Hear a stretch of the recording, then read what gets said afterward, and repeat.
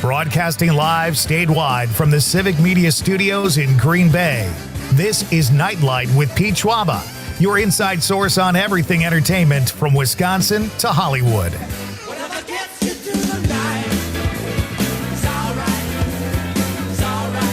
And now, a guy who's had a paper route for 25 years but never collected, Pete Schwaba. Hey, welcome to Nite. That's always nice when you start off on a strong note like that and have to clear your throat the second you start talking. Hey, welcome to Nite, folks. I am Pete Schwaba. It is great to have you here on this Thursday night, the Christmas Eve of weeknights. Thursday night can only mean one thing, and that is that we are making our popcorn pick of the week tonight, and it is going to be a blast. We've got, I have no doubt we will get an excellent movie pick from our guest, Adam Hess. I will tell you all about Adam in just a few moments, as well as my other guest for tonight. But first, I think I would be remiss if I did not introduce Conrad Krieger. Hey, buddy, how are you? I'm doing good. I'm doing well. Okay. Yeah, it was a good day. It was a good day. You've already been talking for 4 seconds, and you haven't mentioned the weather. Is everything okay? Actually, I walked outside today, and I was like, wow, it's warm. Yeah. Well, I mean, I you don't know if I'd go that far, but yeah. It was because of the sun. Better. But yeah, we have... right now it's 9 degrees, and the sun's going down, but it was a little warmer before. Yeah, there's hope. We'll get there. Eventually. Yeah. We have a really fun show tonight, folks. I'm very excited about tonight's show. We're going to be talking about aliens. We're going to make the popcorn pick of the week, and we're going to get a quick movie review in just a few minutes after the news, which is coming along in just about 23 minutes. We're going to talk about 28 Days Later, Bone Temple. Very excited. I have not seen this movie yet, so we'll discuss that a little bit. Lots going on around the state. You know what I've decided we're going to do, Conrad? The Olympics are right around the corner. They start February 6th. We are going to feature a Wisconsin-based Olympic athlete here on Nite every night leading up to the Olympics next Friday. And we're going to start it tonight, and I'm very excited. How do you feel about that, Conrad? I mean, that's fantastic. I shared that. I waited purposefully to share that with you on the air so you could not hide your elation. I think that sounds really cool. It does sound cool. It's going to be fun. So we'll talk about that. We've got, lots going on. There's so much going on. Bill Belichick is not in the Hall of Fame. What do you make of that, Conrad? I think this is funny is that, we did that pre-record with Seth Wickersham. Yeah. And I told you, like, moments later, I was like, yeah, Seth just broke some pretty big news. It was like 2 minutes after we were done. I know he works for ESPN, but it would have killed him to break the news on Nightline right during a pre-record. Yeah, no, I mean, those championships, everything he did, I think that well-deserved. He's well-deserved of being in the Hall of Fame. If you're just going based on achievements and accomplishments, absolutely. He is a cheater, but he served his time for that, supposedly. So if he didn't do enough for that, maybe you should have penalized him more. But you can't argue that his accomplishments, unless you're putting it all on Brady, which maybe you could because Brady won a Super Bowl without Belichick, and it didn't happen the other way around. I'm kidding. Belichick's a great coach. He seems like kind of a jerk, but that's never been a criteria for voting. Really strange. And what's even stranger is most of the people assume it's because of Deflategate. But there were a couple reporters. I was reading an article today on Yahoo Entertainment, and they said they just wanted to see other people get in first. Now, Robert Kraft was eligible, Roger Craig, great player. But, nobody shows up to a sporting event to watch an owner own. They watch the game, and I think that's kind of bull. And I like reporters. I like how they tell truth, but that's ridiculous. You'd rather see other people get in. I just don't buy that on any level. Conrad, you're the sports guy. Interject. Well, I mean, I do think he is a Hall of Famer, like just based off his achievements alone. Maybe he's not the best guy, but I mean, I think this is what we can kind of compare it to is Mike Tomlin's is a Hall of Famer. Correct. Do you agree with that? I do. Yeah, and he's only had one Super Bowl, but he's also had a lot of winning records. He's never had a losing record. That's impressive. Yeah. But that can almost work against you. You're locked in mediocrity, and you never get the high draft picks. I mean, yeah, that's something though. So if we're comparing coaches, I mean, I'm just saying, Mike Tomlin's he's going to be a Hall of Famer. How's Belichick now? It just doesn't make sense to me. Mike Tomlin does seem like a cooler guy. Well, yeah, definitely. He definitely seems way cooler. Let's stick with sports. This is exciting. I saw this today. Pulaski athlete Deirdre Irwin. She's a biathlete competing for the gold in the Olympics that start next Friday night, February 6th. This is kind of cool. Stormy Cromer hats are making a team Irwin hat. And I think that's fun. It's like all her family can wear them, and they're going to like celebrate her just being in the Olympics. She, Conrad, is the best biathlete. I want to make very clear here. I'm not saying biathlete like a sexual preference. She is a biathlete. Meaning she's good at multiple sports. When you don't know quite how to react to what I'm saying. Yeah, she's great at the biathlon. Yeah. You know, she's a badass, and she's like one of the best in the world, obviously. She's in the Olympics, but she went to Michigan Tech, local girl from here in Northeast Wisconsin, grew up in Pulaski. I think that's so cool. And she'll have the hats to show her support thanks to Stormy Cromer. Very cool thing. Yeah, I saw that video, and definitely go check it out. But yeah, there's some cool hats. I think she'll have a easy time finding who's supporting her. Absolutely. I saw the story on WSAW, The Saw, I think they call it, in Wausau. Very cool story.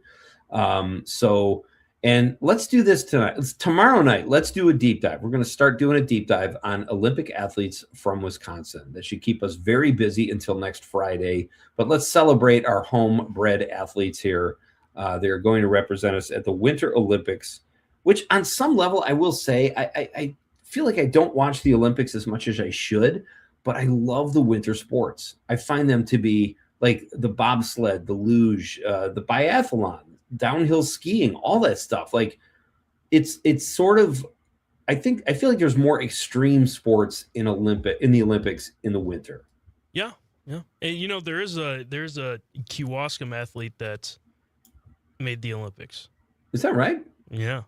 How come I'm just hearing about this now for the first time? I mean, we can do a deep dive later, all right. This or next, but Let's discuss tomorrow. We'll do an athlete tomorrow here in the first segment, folks. So tune in tomorrow night and find out who our Wisconsin athlete of the night will be competing in this year's Winter Olympics that starts February 6th. Tonight, we're not doing a deep dive, but I think this is really cool that Deirdre Irwin is from right here in the Green Bay area. She's also in the National Guard. So how do you like that? She's serving her country both through the military and in the Olympics. And she's the biathlon is shooting a gun and skiing, correct? Yeah. Yes. Yeah, that kind of scares me. I'm a little scared of her. I'm just saying, I think she could probably take me. So, okay. We've got a really fun show tonight, folks. I'm going to tell you who our guests are. But first, let's get to our Nightlight question of the night. Let's talk about the question. Okay, question. Question. Pregunta. Question. Hey, I have a question. Questions? This question. Domanda. Question. Questions. We are having fun with this one, folks. You know those little sweethearts? People hand them out prior to Valentine's Day, typically. We got them in school. Conrad, I'm sure you got them in school as well. As treats. Never did. Really? Not those. There must have been a crackdown. We used to get those all the time. I don't know if they do this anymore, but like for Valentine's Day when I was in like middle school, we had to like hand them out to every single person in the class.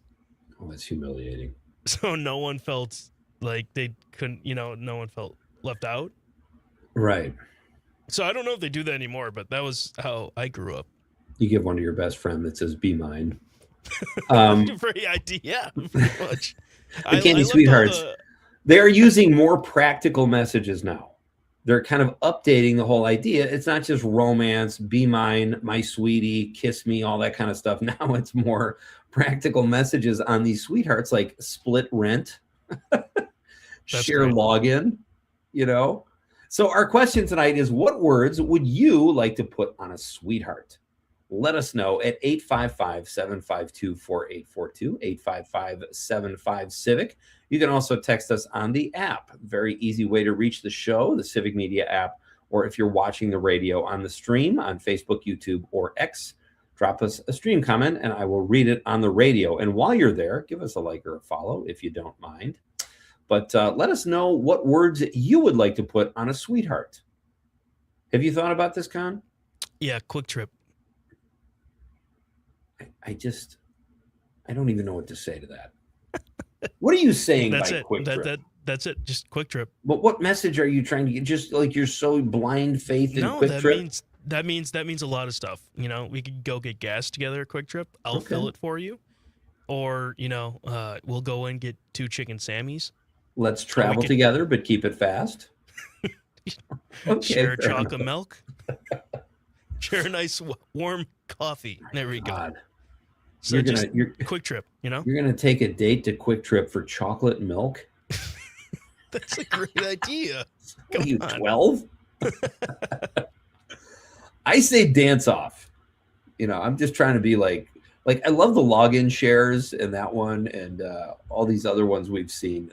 They're just great. And I love when a company does something like this because it gives us a chance to put it out there to people and see what they would do. So we got some great social media responses. We'll read some of your texts off the text line too at 855-752-4842 or the app or the stream. So be part of the show, folks. We love when you guys participate. It is always so much more fun. I'm anxious to read some of these texts tonight, and you can keep it relatively clean. But if you want to go there, who am I to stop you? Fun show tonight too. We've got my son Joe Schwaba will be here at 5:35. He's 2 movies ahead of me, Conrad. He, like you, has seen Marty Supreme.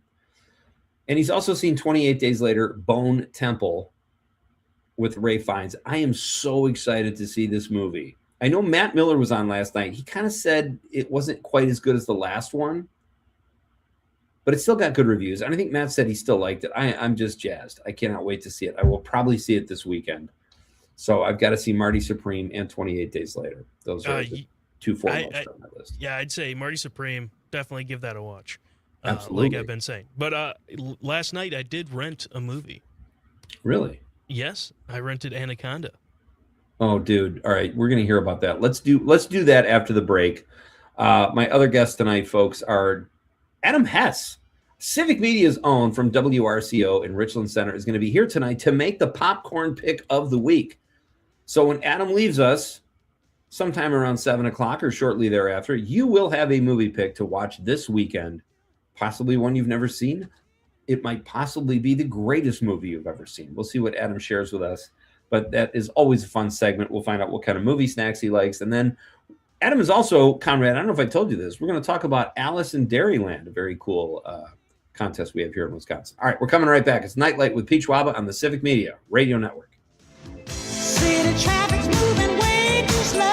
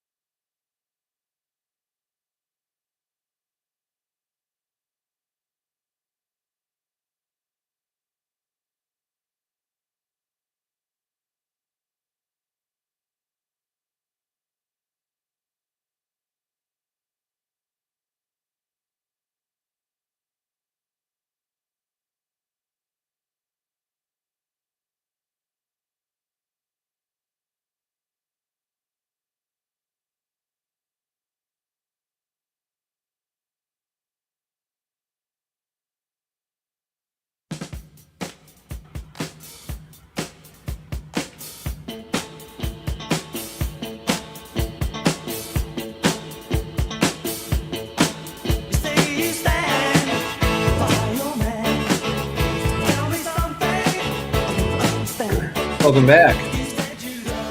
I'm Pete Schwaba. This is Nightlight, a Thursday night edition. It is the Christmas Eve of weeknights, folks. Let's have some fun. Friday is almost here, and 'tis a lovely evening, the Thursday evening. A little pressure. Maybe it's casual Friday tomorrow at work. Maybe you've got big plans this weekend, and we are inching ever closer. So happy Thursday, and great to have you here. Our question of the night is, what are words you would put on a sweetheart? They have sort of changed their marketing plan a little bit, and they don't just go with romantic messages anymore. They have messages like split rent, shared password, all kinds of modern day text message type things we send. So let us know what you would do. 855-752-4842, 855-75-CIVIC, and we will be off to the races. News, sports, and weather is coming up in just about 7 minutes. We've already discussed an Olympic athlete, Deirdre Irwin, who is from Pulaski. It was great reading about Deirdre before. She's going to have her own hat line at the Olympics. Her family will be able to watch her, and she'll be able to see them thanks to these cool hats. So I kind of got cut off, Con. Sometimes when I do the show from home, I lose track of time because I don't have that big, huge clock right in front of me. Yeah. But joining me tonight in the third hour, folks, will be Becky Ferreira. She is an author, and her book is First Contact. And it's a great book. I received it in the mail about a week ago. I've been working my way through it. She covers Roswell, how aliens first came to be, or at least our knowledge of them and our curiosity thousands of years ago. It's a really good book, and she was a really fun interview. We recorded with her a little while ago, so very excited to play that for you guys later. It's a really fun book, and we had a great discussion about aliens. So I think we're all kind of interested in aliens, even if we're not maybe obsessed. But she is an authority on it, and she's a science reporter. So she's all about facts and evidence and all that kind of stuff. So Becky will be here at 7:35 to help us close things down tonight. As I mentioned, Joe Schwaba will be here after the news talking about the film 28 Years Later, Bone Temple. And Adam Hess from WRCO in Richland Center here at Civic Media will make the popcorn pick of the week at 6:35. So that's your show right there, Conrad. That's a show. What else we got here? So I don't. Where do you stand on aliens, Conrad? I mean, I don't know. I don't know. Like, there's some things that I've seen that I'm like, oh, that's weird. But there's some other things that are like, this looks like a helicopter that you could see a light from. It's a little vague. I mean, the UFO means unidentified flying object. Doesn't necessarily mean alien spacecraft. We just don't know what the hell it is. Yeah. So, but I'm excited. I love a good alien TV or movie, TV show or movie. And we talked about that with Becky. So that was fun. And I love the idea that something is inexplicable or it's hard to describe what it was. I find that I'm very curious about stuff like that. Yeah. So I keep, just like with Sasquatch or a Squatch, as people, they're enthusiasts, they call it that. I keep an open mind, but we'll talk to Becky and it will be fun. So we can, what are your thoughts on aliens, folks? As always, the phone lines are open, and you can shoot us a text about anything you're thinking tonight or anything we're talking about. That's always fun as well. We've got, let me ask you something, Conrad. If I asked you what was the most streamed show in 2025, what would you say? Or what would you venture to guess? I would say Stranger Things. That is exactly what I thought. And I read this article. I think it was from Gawker, I think it was called. Great site. It's not Stranger Things. Huh. I'll give you a hint. Okay. Stuart J. Waddles. So it's a kid's show. Yeah. A kid's show. He came on this radio program about 6 months ago and just was so passionate about it. Bluey. Yes. That is the most streamed show in 2025. I think that's so cool. I sent him an email, and I think he has me blocked because he didn't get back to me. But I was excited. Last time, I was excited to share that with him because it's such a great show. We've also got. I found this out today. For those of you with daughters, and things have changed a little bit. Like, times have changed. It's not always so traditional where the parents of the daughter pay for the wedding. People do different things now, but typically it's always been that way, that the parents of the daughter pay for the wedding. If you had to guess, Conrad, how much do you think the average wedding costs nowadays? 30,000. Very close. 36 grand. Oh, okay. That is insane.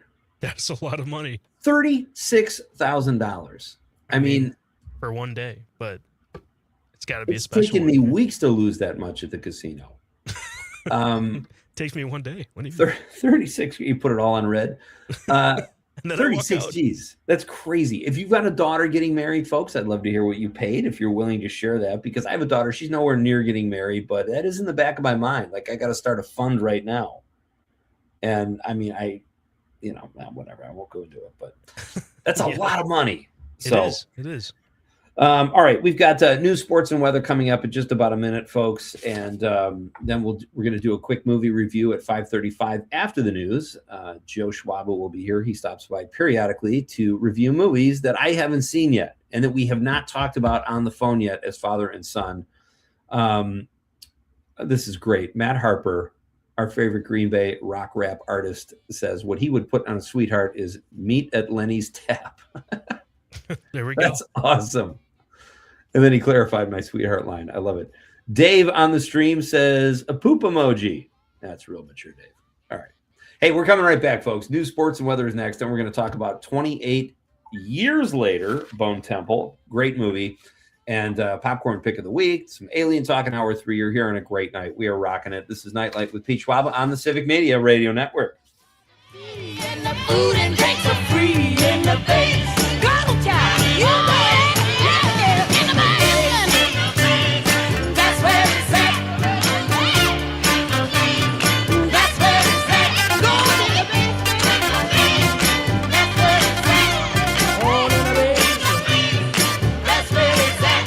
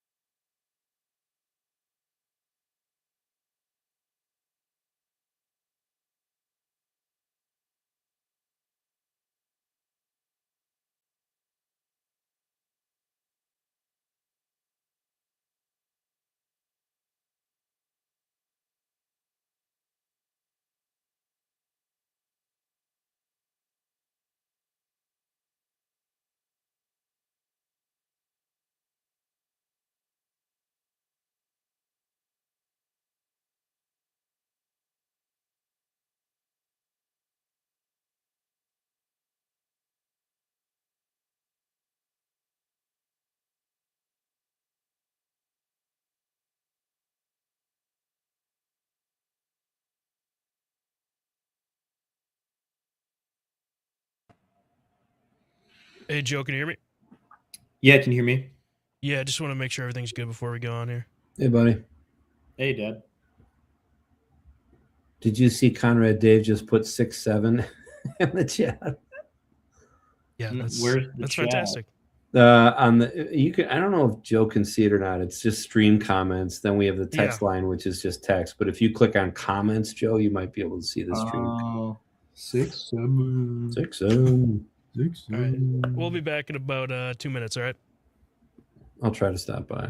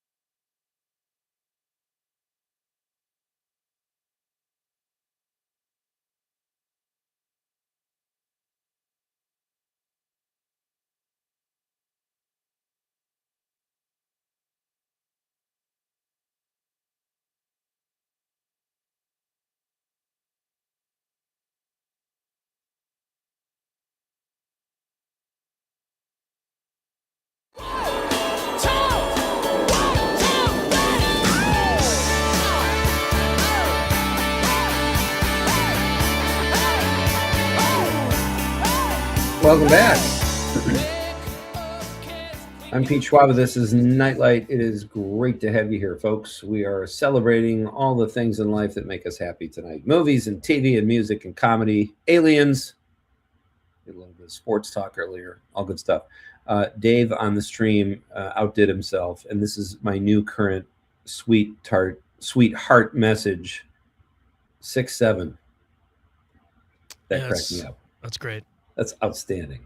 But you got to do the hand thing when you hand the, and much better, much more mature than poop, Dave. So thank you for that. Hey, there's a new movie out called 28 Years, Bone Temple. I have not seen it yet, but my son Joe has, and Joe drops by here periodically to talk about the movies he's seen at my request, and the movies typically that I have not seen yet. So it is my pleasure to welcome into Nightlight actor, social media guru, and filmmaker Joe Schwaba. Hey, Joe, how are you?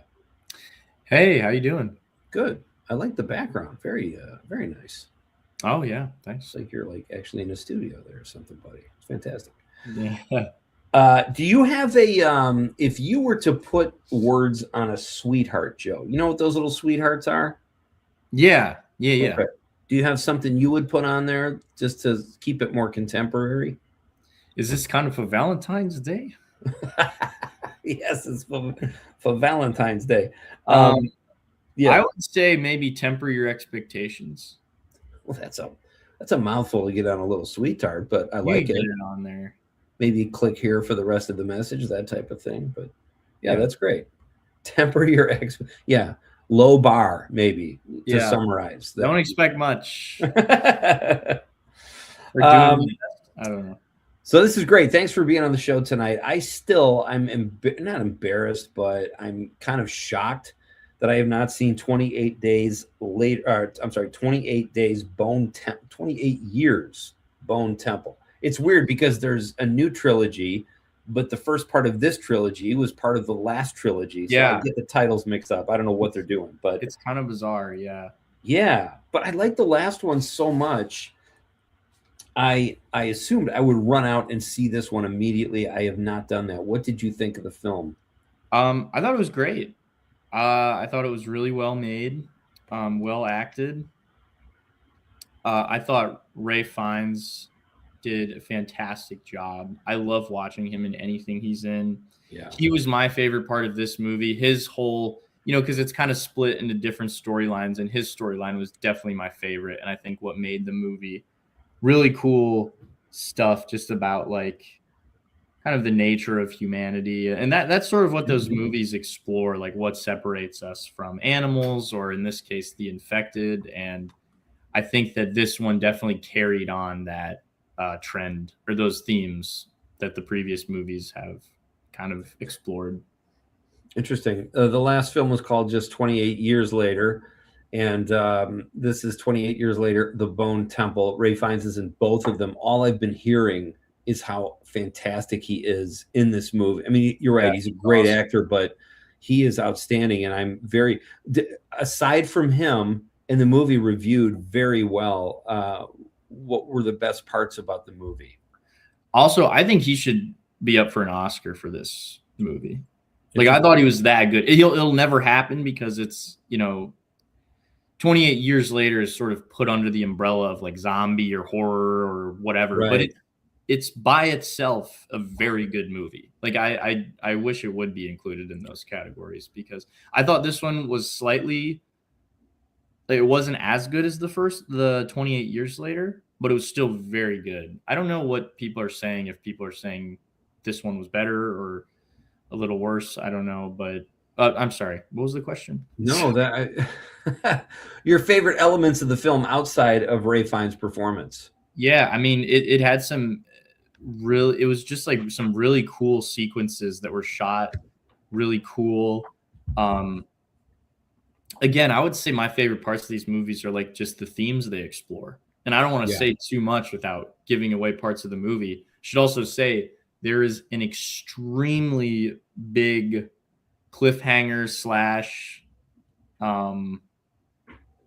/ big spoiler at the end that I'm not going to say anything else. But it's pretty cool, and you kind of are like, oh my gosh, Okay, so you said you weren't sure what other people were saying about the film. Matt Miller, Milwaukee film critic, who's on this show a lot last night, kind of said what you said. He liked it. He did not like it as much as he liked 28 Years Later. However, 92%, pardon me, 92% positive reviews on Rotten Tomatoes. That's with 300 reviews, 88% on the popcorn meter, which is audiences. So people like the film, and now I'm even more excited to see it. And you mentioned the Oscars, Joe. This came out in 2026, so it wouldn't be eligible until next year for Ray Fiennes anyway. So that will be interesting. Let me ask you this. Did they, the first one, or the one that came out last year, 28 Years Later, ended with a continuance or a hint at where the second one was going, or where this one, the second one of the new trilogy is going? Did they play that out? Yeah. You get to meet those characters that come in at the end. The skateboarders. They're or parkour guys, or whatever. They're very good. Two of the actors I know, I don't know either of their names, but one of the main guy was also in Sinners. He played the bad guy in Sinners. Oh, really? And he's really good. And then also there's another actress that's been in a ton of stuff, but I don't remember what great commentary I'm providing right now. The guy from The Thing and the whatever, the one thing, like. But no, I know what you mean. I think it's Chai Lewis Perry, maybe is who you're talking about. But anyway, all right. So overall, do you agree with the critics, 92%, or the audience at 88%? What do you give the film in the way of stars or percentages or whatever? I'm trying to think what I ranked it, because I ranked them both in my Letterboxd. I would say I think they're probably both 4 out of 5. Okay, that's pretty good. Yeah, I would say both. Maybe the first one even a 4.5. I would give the first one a 4.5. If people wanted to find your letterbox where you talk about movies, how would they do that? Where would they go? I didn't even know you had that. I think I probably have like 2 followers on there. I mostly just log movies so I can remember them. But I think it's just Joe Schwaba. I think that's just my name on there. No, that's smart because I have film critics on the show, and then I'm trying to remember what I've seen, and I can't remember. And then they'll leave, and I'm like, oh my god, I saw The Rip the other day, or whatever it is, Right. All right, so that's great. My guest is Joe Schwaba. He is a Wisconsin-based actor filmmaker, and he drops by here periodically to give us kind of thumbnail movie reviews. And we're just talking about 28 Years Later, The Bone Temple, which he liked a lot. Joe, I don't know, like about you. When I was your age, I was not that into the Oscars, but of the 10 films that have been nominated for Best Picture, I think you've seen more than me. I've only seen 4. And have you been paying attention at all to that? And I know you liked Marty Supreme a lot. Yeah. So based on the films you've seen, what are your favorites, if you have any? Is there a way, can we go over or maybe I can pull up a list in front of me. I've got it right here. So we've got The Secret Agent, Begonia, Train Dreams, Frankenstein, F1, if you can believe that. This is for nominated for Best Picture? Best Picture. That's a good, okay. Well, we can talk about F1 later. Yeah. But Hamnet, I have not seen Hamnet. I mentioned Begonia. Sinners, with 6, I don't know if you heard this, it got 16 nominations, breaking a record of 14 held by Titanic, All About Eve, and La La Land. 16. Sentimental Value, the great Stellan Skarsgård. The Secret Agent, the Brazilian film, which is supposed to be dynamite. Marty Supreme, and One Battle After Another. So I've only seen 4 of them. okay. So far. I've seen 5. That's really hard. All those movies are really good. I thought Begonia would probably I'd put a little farther down than the other ones, but I still really liked Begonia. I would say out of those, my favorite. So I saw Marty Supreme, F1. Also, I love F1, but I would say that's probably not it probably shouldn't be in the running. But I love that movie. I thought it was a great popcorn movie. Yeah. I would say I'd probably do Sinners or One Battle After Another. It's really close between those two. Probably dead even for me. Marty Supreme not far behind either. A lot of people are saying that, and I'll share this with you. Rob Thomas from Madison, Matt Miller from Milwaukee, both, and I kind of agree with them, almost want the award to split between Best Picture and Best Director so that both of them get something, because I liked One Battle After Another a little bit more than Sinners, but 16 nominations and the look of that movie and the music and the acting and everything that's in it, I'm kind of almost pulling for that to win. It's weird. I think I am too. And I feel like I'm in a similar situation where I think personally, similar where I was like, I really like the movie F1. I really like the movie One Battle After Another, but I would maybe say Sinners is the better movie. But just personally, I might like One Battle better. Yeah. That's kind of where I'm at. And and neither one of them have ever won an Oscar, Ryan Coogler or Paul Thomas Anderson, which that one especially is hard to believe. I think he's been around longer than Ryan Coogler, so that surprises me even more. But another film I really liked was Train Dreams, which was a Netflix film, and I really enjoyed that too. So who knows what'll happen? I still have to see. You and Conrad have both seen Marty Supreme. I still have not seen Marty Supreme. Oh, yeah. I know. So I've got, out of the films you've seen, Joe, before we let you go, Best Actor, what are you thinking? Or Actress? Best Actor. I mean, you got Michael B. Jordan in Sinners, who played Smoke and Stack, 2 roles. You got Leonardo DiCaprio. Yep. And you got your guy, Timothée Chalamet from Marty Supreme. My guy? Well, because he's my age. Or older. Well, you just like the movie a lot. And you were telling I do, yeah. I do remember you saying maybe on this show a month ago or so how much you liked his performance. He's good. Yeah, he's good. I would probably say Leo or Michael B. Jordan. I'd probably say Michael B. Jordan, honestly. Me too. I love Leo, but I think it was Matt that said last night the Academy doesn't recognize funny Leo, and he's very funny. Yeah, he's not jokey, but funny. He's great. His performance is excellent. But I'm with you. I think Michael B. Jordan. It's such a hard and then I thought Tiana Taylor was really good in supporting actress. Yeah. She's not. Well, I guess she's more of a supporting character in that movie. Yep. I would say gave a great performance. I don't know the name. What's the name of the girl in One Battle After Another? Yeah, the girl. I don't know. I know who you're talking about though. The young. Was she nominated or no? She was not, and she was great. And they thought it was a snub, but then other people said, "Well, she's so young; it's not really a She's snub." like 18 or something. Yeah.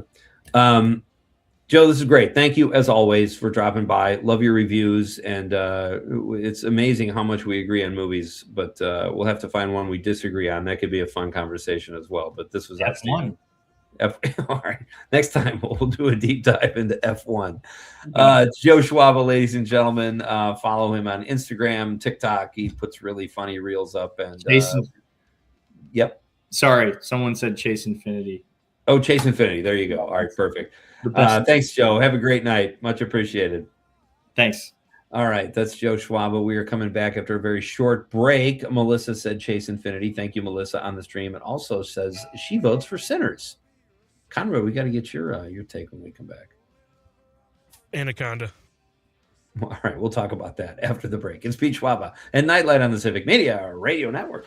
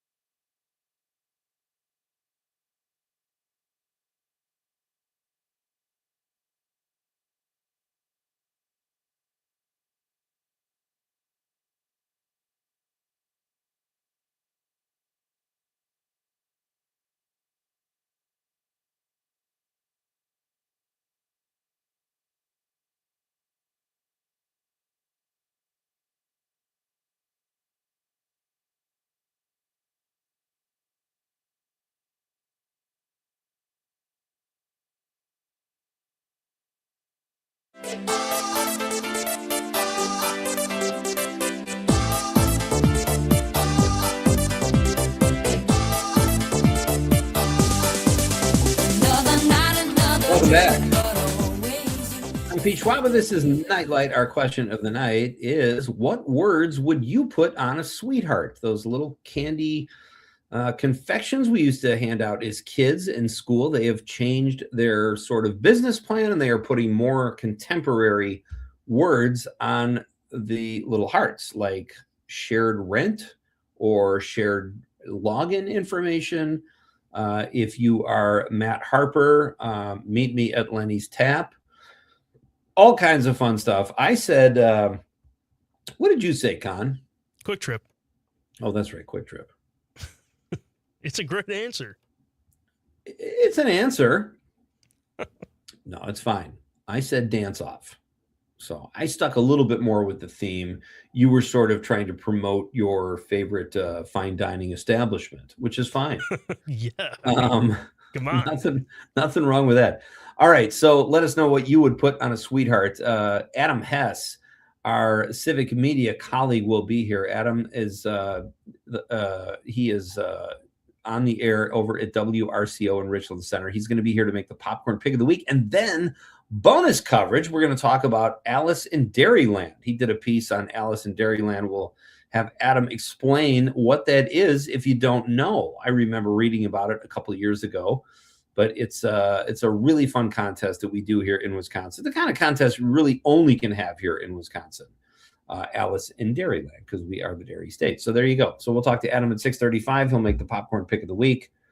And then in hour 3, some alien talk with Becky Ferrara. She is the author of First Contact. So, and it's a great book I've been reading. Her PR people were nice enough to send me a copy, and I'm really digging it. So we'll talk to Becky and about the spooky stuff in hour number 3. Conrad saw a movie. You finally saw Anaconda. And I say because we were talking, not that this is like one of the most highly coveted movies to see, but no, pardon me. I talked about this. I couldn't wait to see this movie just because it looked like a fun popcorn, silly movie. Yeah. I waited because I didn't feel like it would be, it's like a theater movie, to be honest. Yeah. So I waited, and it finally came out. It was, I had to rent it. It's not on streaming yet, but I didn't mind, I guess. Wait, you can rent Anaconda now? Yeah. Boy, that did not take long. It's not like the $20 rental fee. It's more like the $4 or $5 or whatever. Yeah, it was like, no, it was $12 on Fandango. Okay. So yeah, I mean, I enjoyed it. I thought it was funny. I saw the original a while back, so I thought it was hilarious. So they kept calling back to the original one. Okay. And my favorite part of that whole movie is when Ice Cube did make his appearance. What is he doing? I know the thing, like in the original, it like eats John Voight, right? Yeah. And then spits him out. Yeah. Okay. But I loved his cameo in this movie because he just starts shooting his gun and just walks. But whose cameo? John Voight or Ice Cube? No, Ice Cube. Okay.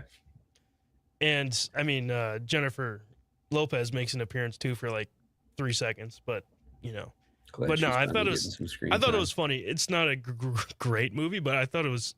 I enjoyed it. See, I don't think I would rent it at home, or I wouldn't pay $12 for it, but I would put it on when it was up. Yeah. I think that the movie had some great parts in it. Pete, are you still there?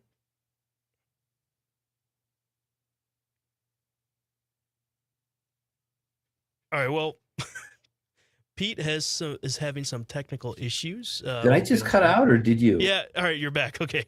Where did I go, Con? Where did I go? I'm not a tech guy. You froze for a second there. You're good. Okay. Now. What's the last thing you heard from me other than SOS? I was just you wouldn't pay $12 for it at home. No, I wouldn't. But I would watch it. I will watch it because I'm curious. But that just seemed to me like a really fun theater film. We have. Go ahead. You didn't see it? I did not see it in the theater because I wanted to see it in the theater. I thought you said, I thought you did see it. No. So I feel bad that I just ruined the cameo for you. But no, you'll enjoy it. You'll enjoy it. Paul Rudd, absolutely hilarious in it. So is Jack Black.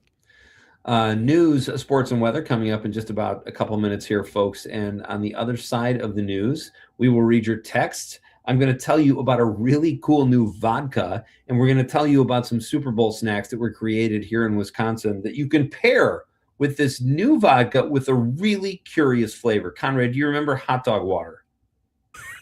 Of course, it's my favorite beverage. This is along those lines, and it's very strange. So we'll do all that after news, sports, and weather, which is coming up in just a minute. We've got another film opening this weekend. I'm very excited about this. Send Help with Rachel McAdams. Yes. Yeah. Yes. And Dylan I'm going to see O'Brien. it. It's getting great reviews. It's a Sam Raimi film. Sam Raimi, of course, did Army of Darkness, I think The Evil Dead, but he's just a simple plan. He's a fantastic director, and he's friends with the Coen brothers. Makes very similar movies to the Coens, but I am very excited. This trailer has been playing in theaters for about 6 months now, and the first time I saw it, I thought, oh, that looks really great. And then they give you the release date. I'm like, oh my God. So we've been watching this trailer, which even if it's for a good movie, I don't need to see a trailer 84 times. So, but the movie is finally out this weekend. Rachel McAdams, Dylan O'Brien, and Sam Raimi. And another one. Are you a fan of Highlander or Outlander? I'm sorry. No. I think it's mostly, I think women love it. My wife loved it, but that is getting a final season. And apparently people are crying at the trailer. So all right. You got that coming out. But we're going to tell you about really fun Super Bowl snacks that were created here in Wisconsin, and a really unique flavor of vodka you could pair those with. And we're going to read your text. That's all after news, sports, and weather, which is coming up next. Adam Hess is here from WRCO, who makes the popcorn pick of the weekend, Aliens, in hour number 3. This is Nightlight with Pete Schwaba on the Civic Media Radio Network.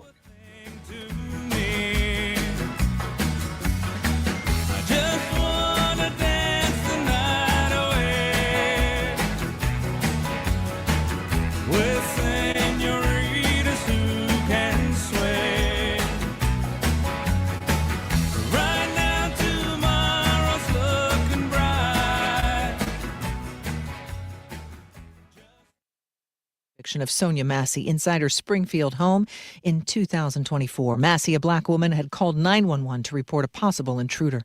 Michelle Franzen, ABC News.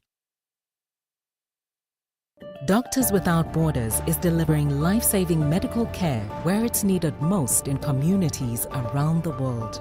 From bandaging war-wounded patients in Sudan to providing clean drinking water in Haiti, we're in more than 70 countries worldwide, bringing patients from sick to recovering, from emergency to aid, from crisis to care.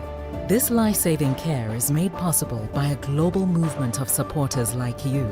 Thank you. The Elder Care Locator is here to help you live your best life as you age at home. Our call center advisors are ready to connect you with trustworthy local experts. Help is just a phone call away at 1-800-677-1116. Being blind doesn't look how others may think. Retinitis pigmentosa aimed to overwhelm my family. It tried to cut me down. I know where to find support. Learn more at fightingblindness.org, a public service message from the Foundation Fighting Blindness.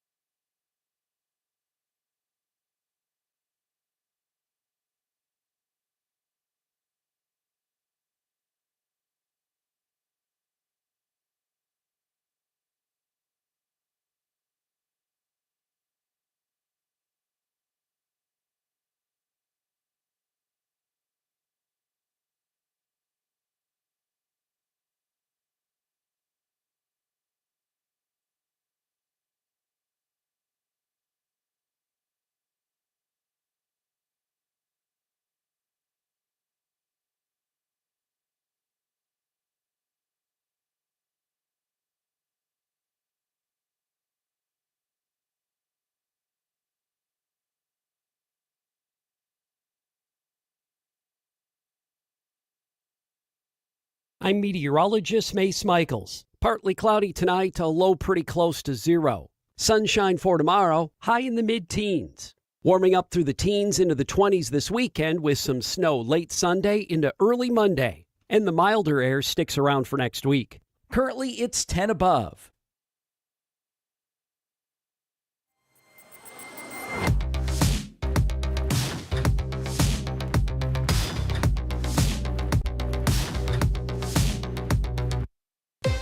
Civic Media. Reading aloud to children sharpens their listening skills, expands their vocabularies, and nurtures a lifelong love of reading. That's why Reading is Fundamental, the nation's leading children's literacy nonprofit, offers free monthly read-alouds by popular authors through its Rally to Read program. Visit rallytoread.org to watch the read-alouds and discover exciting reading activities for school and home. Visit rallytoread.org today. Out here in the middle of these acres, it can feel like you're the only person on Earth. That's how it feels when you're struggling with your mental health. But you don't have to feel alone. Find more information at loveyourmindtoday.org. Brought to you by the Huntsman Mental Health Institute and the Ad Council. I was stuck in a state of panic and endless rituals. So I made the call. Mental health care works when you...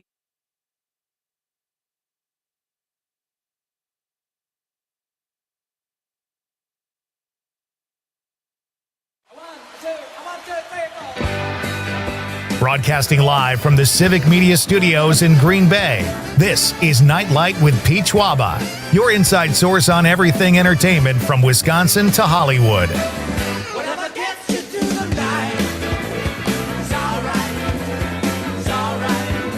And now, a guy who likes to dine and dash, Pete Schwaba.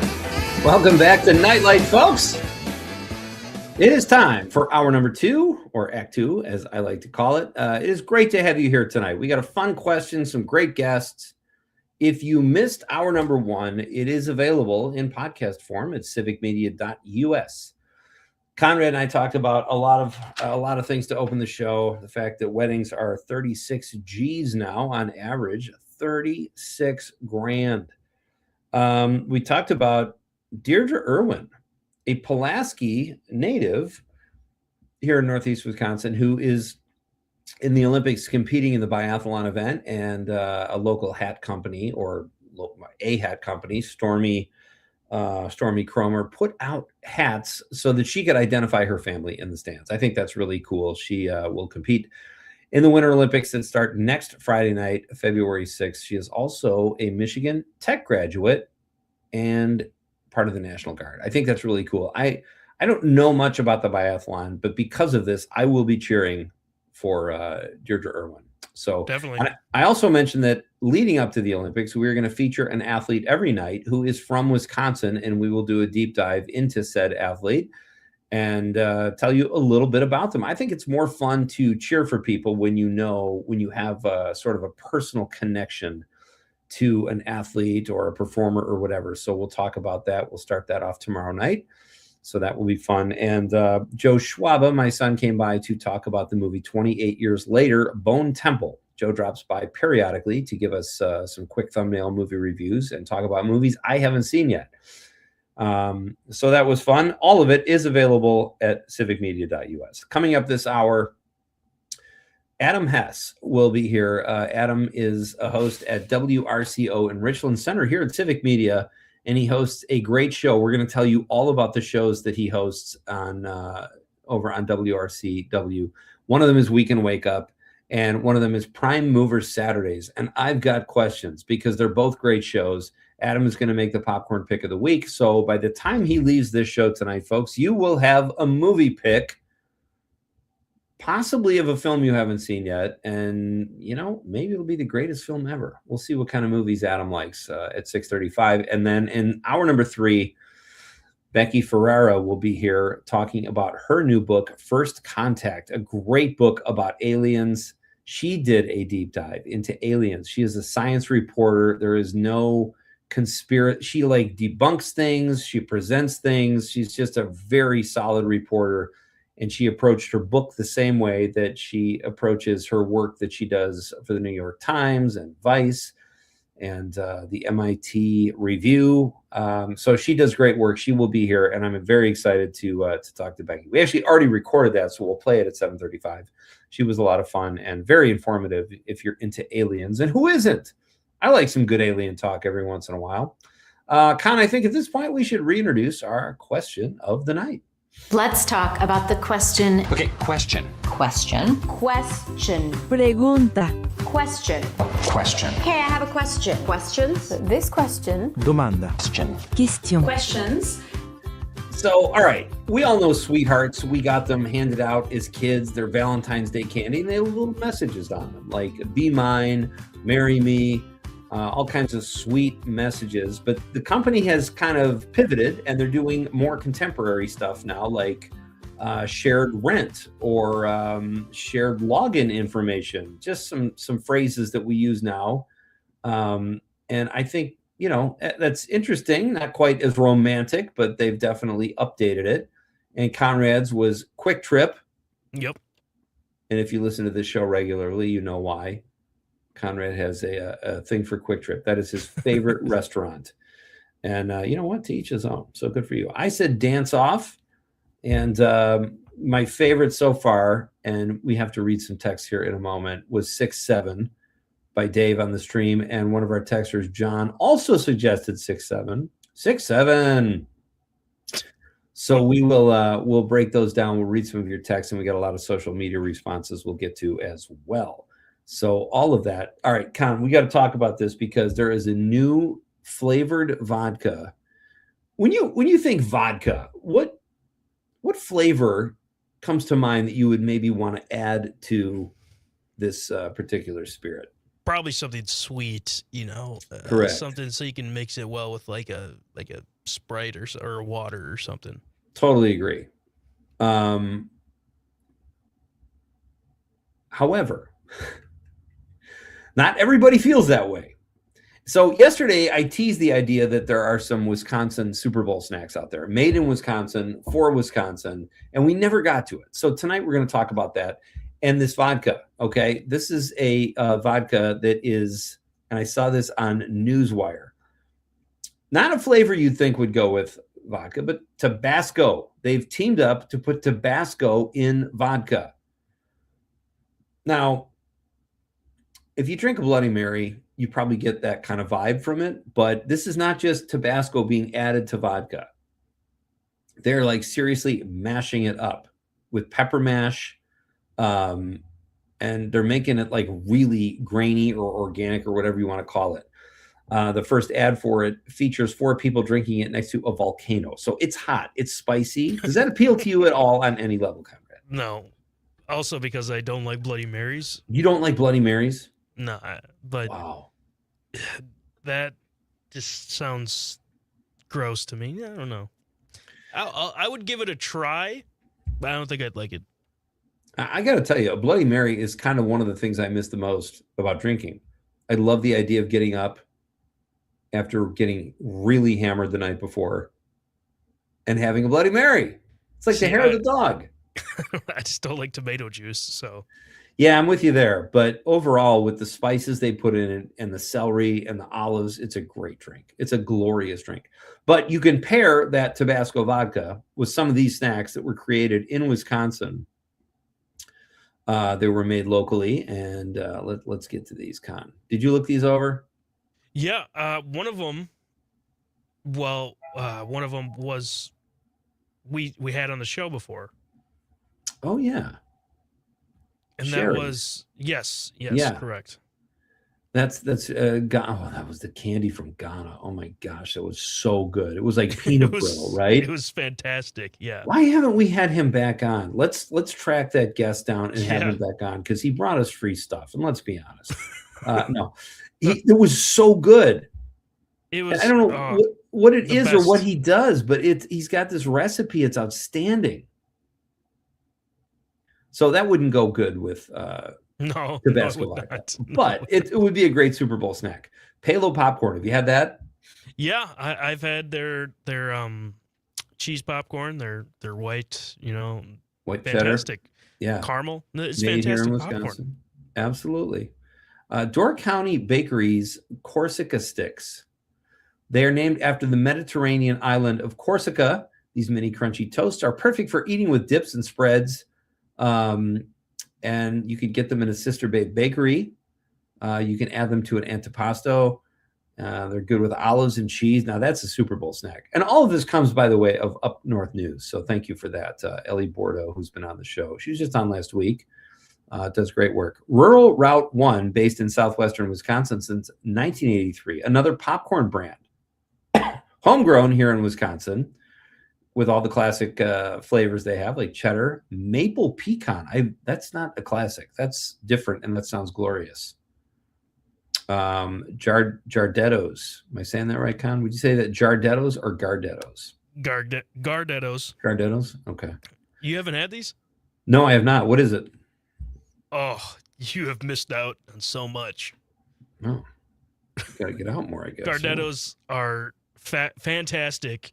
You go to any gas station, anything, they're there. It's like an Italian snack, right? A mix or something? Yeah. They're one of my favorite, like if I'm going to the if I'm on a road trip and we go to the gas station, we're getting some snacks. That's what I'm getting. Okay. And I didn't even know that it is made in Milwaukee in 1932. How about that? Do they sell these at Quick Trip? They sell them at every gas station you go to. Okay. Well, there you go, folks. These are some great snacks you can check out. They're all made right here in Wisconsin. And check out Up North News, too, because, I forgot about that brittle from Ghana. That is so good. There's one more here, too, I liked a lot. Fortune Favors, candied pecans. Love a good candy pecan. Dynamite stuff. And that would go maybe not too bad with the Tabasco vodka, but check out the Tabasco vodka as well if you're brave. We've got to get to some text here. Let's go to the text line where Monica from Mount Horeb says, if these hearts are going to be more realistic, one should read Give Up and another Stalker. And then Monica, sorry, I may be jaded. It sounds like it, Monica, but maybe well-traveled is a better word. I think you're pretty cool. Chris from Sun Prairie in this area code 773. There you go. Chicago area code says, I got next round. That candy tastes like chalk. That's all I got. That is my 3 picks. So fantastic. That's all I got should go on the heart. It's kind of like what Joe was saying. But candy tastes like chalk. Love that one. And I got next round. So these are like you're wolfing them down in a bar. We got some text here from our pal John Murray in Madison as well. John is in the 608, and he says, on the sweetheart, 6'7", just like Dave said on the stream. Anything to use 6'7". I love it. And he says, and John also says, I found out what it means, but swore not to tell. It's just lyrics in a song. Right? Yeah. So it's not a big secret. I mean, it's kind of weird that kids got into it like they did, but he says, I swore not to tell. And he also adds, Pinky promised. Okay.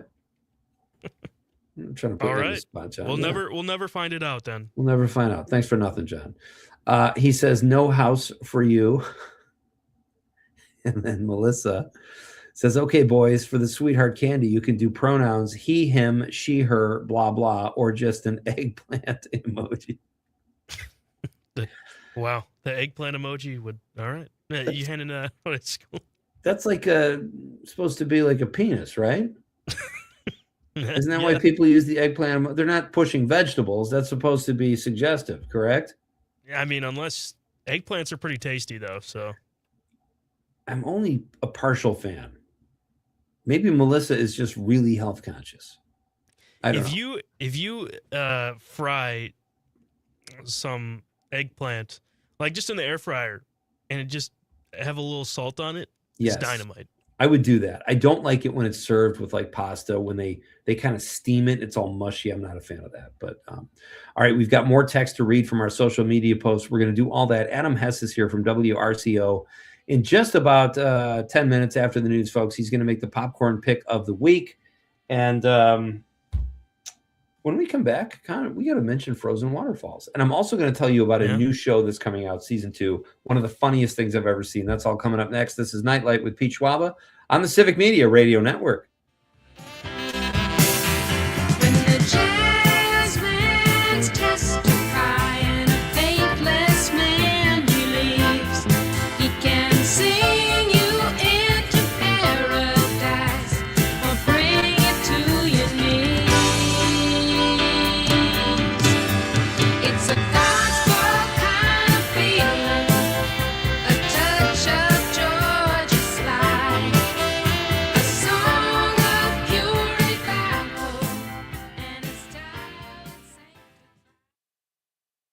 Wabanon to Alloway. This is 97.9 WGBW. You're listening to Nightlight with Pete Schwaba. And now is the perfect time to highlight our final mocktail of the week, courtesy of Sturgeon Spirits. Yes, you heard right. This dry January, Sturgeon Spirits has had an extensive list of drinks that can be made as non-alcoholic, so everyone can drink together. This week, their final featured mocktail is the Firecracker, because we all need a little extra warmth with this weather. Here's how to make the Firecracker. Pour 1.5 ounces of habanero syrup and 2 ounces of mango juice in a glass. Top with pink lemonade and serve. Turn up the heat by subbing the habanero syrup for habanero vodka to make this mocktail into your next favorite cocktail. Stop by their tasting room in Oshkosh and mention our show Nightlight to get $1 off this week's featured mocktail. Dry, damp, or not, there is no reason to exclude anyone this January. And keep an eye out for a fun announcement coming soon. That's Sturgeon Spirits, local flavor mixed with a little creativity. More Nightlight after this quick commercial break. Career changers, including veterans and active duty service members. Your transition starts here. Go from GI to IT in a matter of months. Become a certified cyber warrior with training at My Computer Career. Cybersecurity specialists are in high demand, offering IT pros great opportunities and a rewarding lifestyle while protecting our people, liberty, and treasured institutions from cyber threats. Deploy your career in IT today at mycomputercareer.edu/CWP, an elite CompTIA certification partner. VA education benefits are available to those who qualify. When a warrior faces adversity, he fights through it. He finds a way. Freedom isn't free. Rolling strong. Belief. Believe you can, and you will. Wheelchairs for Warriors provides mobility solutions to veterans and first responders injured in the line of duty. Join the mission and visit wheelchairsforwarriors.org. We are the National Park Foundation, and together with you, we're creating a future where every person, every generation gets their chance at an unforgettable moment.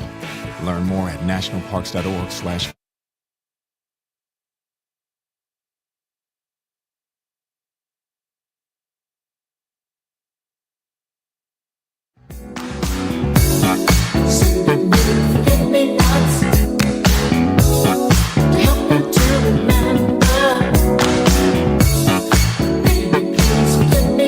Welcome back. This is Nightlight. I am Pete Schwaba, and you've got the Civic Media Radio Network. It is great to have you here, folks. It is a Thursday night. Temperatures are creeping ever upward at a snail's pace, but we are getting there. At least we left that horrible, frigid nonsense in the rear view. Hey, if you're looking for a really funny show, I don't know if you've seen Jury Duty season 1, which came out in 2023.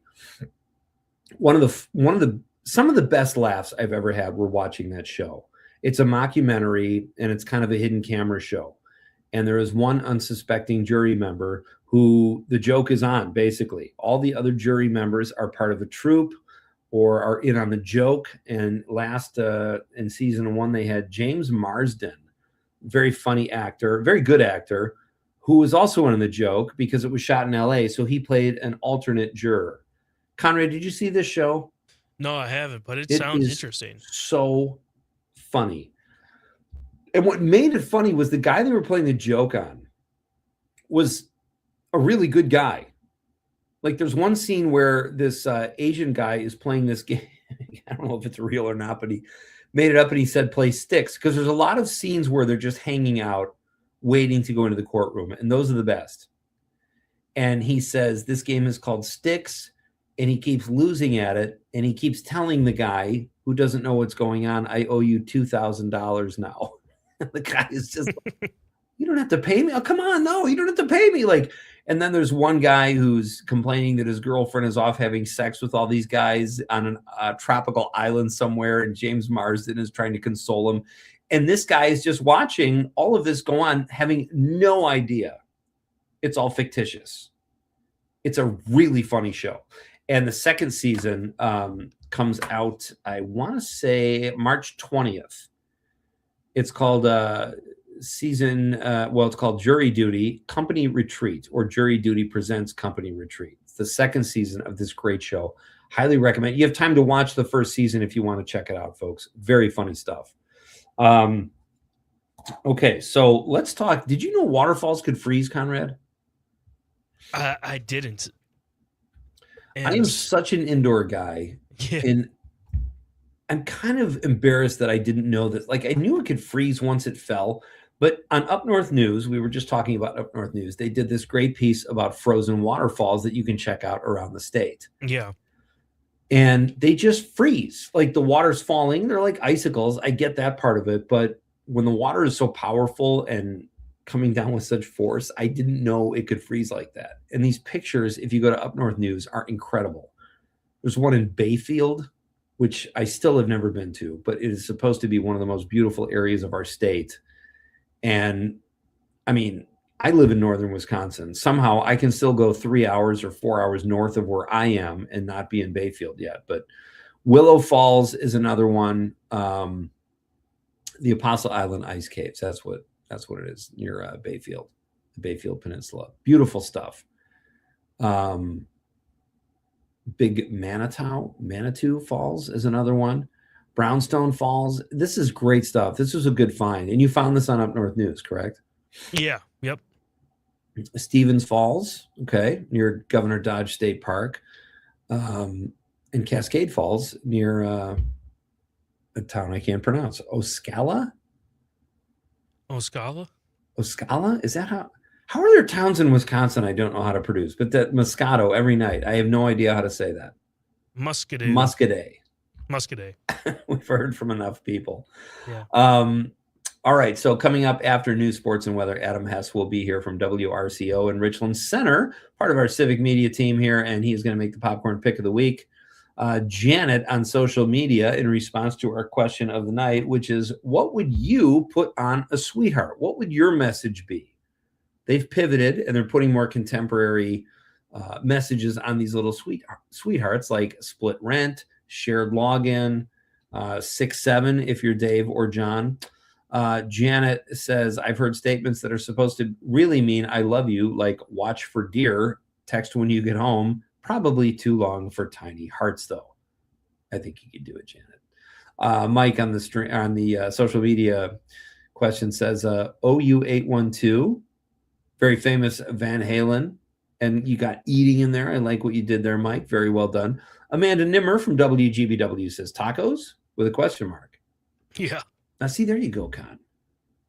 So when you start, I know I don't think you're in a relationship right now. We don't really discuss our personal lives, which is fine. But you will probably take a girl to Quick Trip for the first date for some chocolate. They got milk. many tacos there, Yeah. right? Okay, that's where I was going with. Like, that's a great one, Amanda. Thank you. Mike Desitel also says 6-7. That's our third 6-7 of the night. My pal Dave Hendrick says no more cheese. That could be in relation to the messages they put on the sweethearts in the past, or a dairy issue. Eric Rathsack, in response to Quick Trip, said good one. See, now he's just encouraging you, Conrad. And I like Eric a lot, but that doesn't need to be done. Well, or he probably does. Vince Moranto on social media says ice out. Oh, there you go. And he's not talking about the waterfalls, Conrad. He wants ice out. I would love to see Vince walk up to an ice person or member or whatever they are and hand him that sweet. Maybe you could build a bridge there, Vince. I don't know. Maybe that would help. Daniel Wheeler says, let's nap. That's a good one. I've had lots of friends I've taken a nap with. Robert Bro on social media says, seat down, ? That works. These are awesome. Scott Tom says, shovel it now. Are you talking about the sweetheart, Tom, Scott, or outside because this has been such a rough winter? How we doing, Con, on time? We got about 30 seconds. 30 seconds? I can read another one. Scott Tom says, 3 inches? It's the law? Also, Grey Poupon. Oh, these are fantastic. All right. We are coming back after news, sports, and weather with Adam Hess from WRCO in Richland Center. And the popcorn pick of the week is on the way, folks. This is Pete Schwaba and Nite. So glad you're here on the Civic Media Radio Network.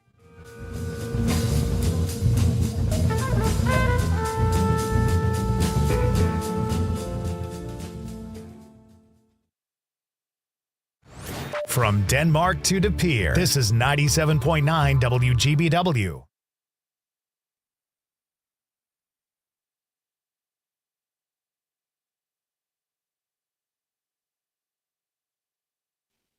ABC News, I'm Michelle Franzen. Democrats in the White House say they've reached a deal to avert a government shutdown and temporarily fund Homeland Security. President Trump urging lawmakers to pass legislation to make the midnight deadline. Fulton County election officials vowing a legal battle after the FBI carried out a warrant at the Fulton County Election Hub and Operations Center yesterday. And now lawmakers want to know why Tulsi Gabbard was also on scene. The letter from the top Democrats on the House and Senate Intelligence Committees to the Director of National Intelligence says it's deeply concerning that Tulsi Gabbard took part in a domestic law enforcement action.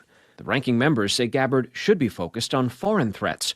They're now calling on the DNI to appear before their committees to explain why she was on hand for the FBI search, what legal authorities she relied on, and whether she has any new information to share about foreign interference in the 2020 election. ABC's Stephen Portnoy. Saks Fifth Avenue discounts offshoot off Fifth is shuttering more than 50 of its locations. Michelle Franzen, ABC News.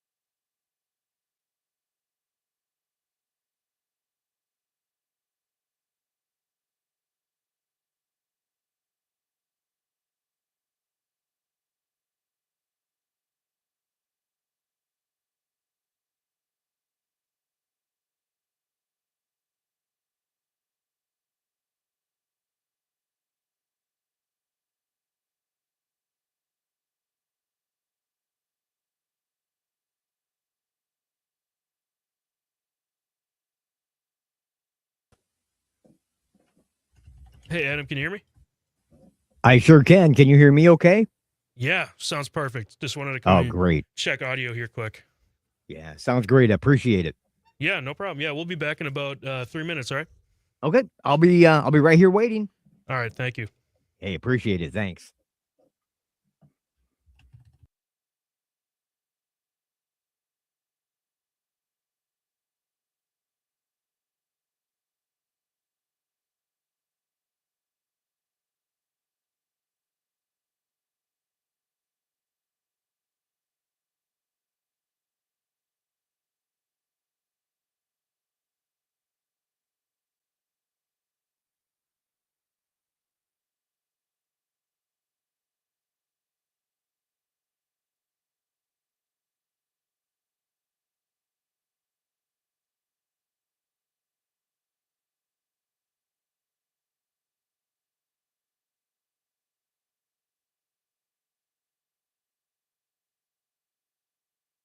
I'm meteorologist Mace Michaels. Partly cloudy tonight, a low pretty close to 0. Sunshine for tomorrow, high in the mid-teens.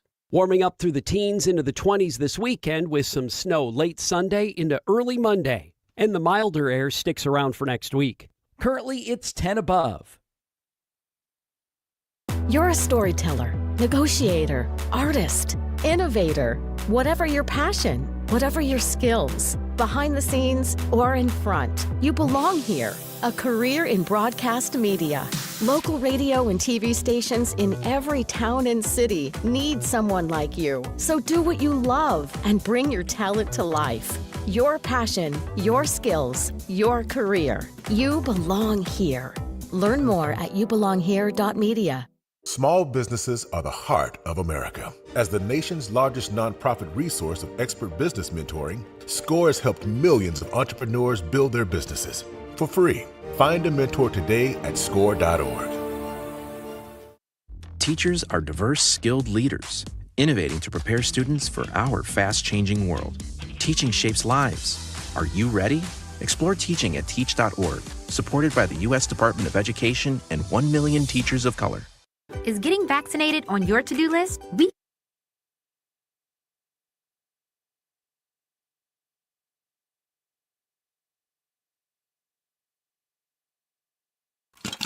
It's time for the Nite Popcorn Pick of the Week, where we recommend a movie that you'll either enjoy or won't. Here's your host, Pete Schwaba. Hey, welcome back. It is time for the Popcorn Pick of the Week. We always have so much fun recommending a movie for you guys to watch heading into the weekend.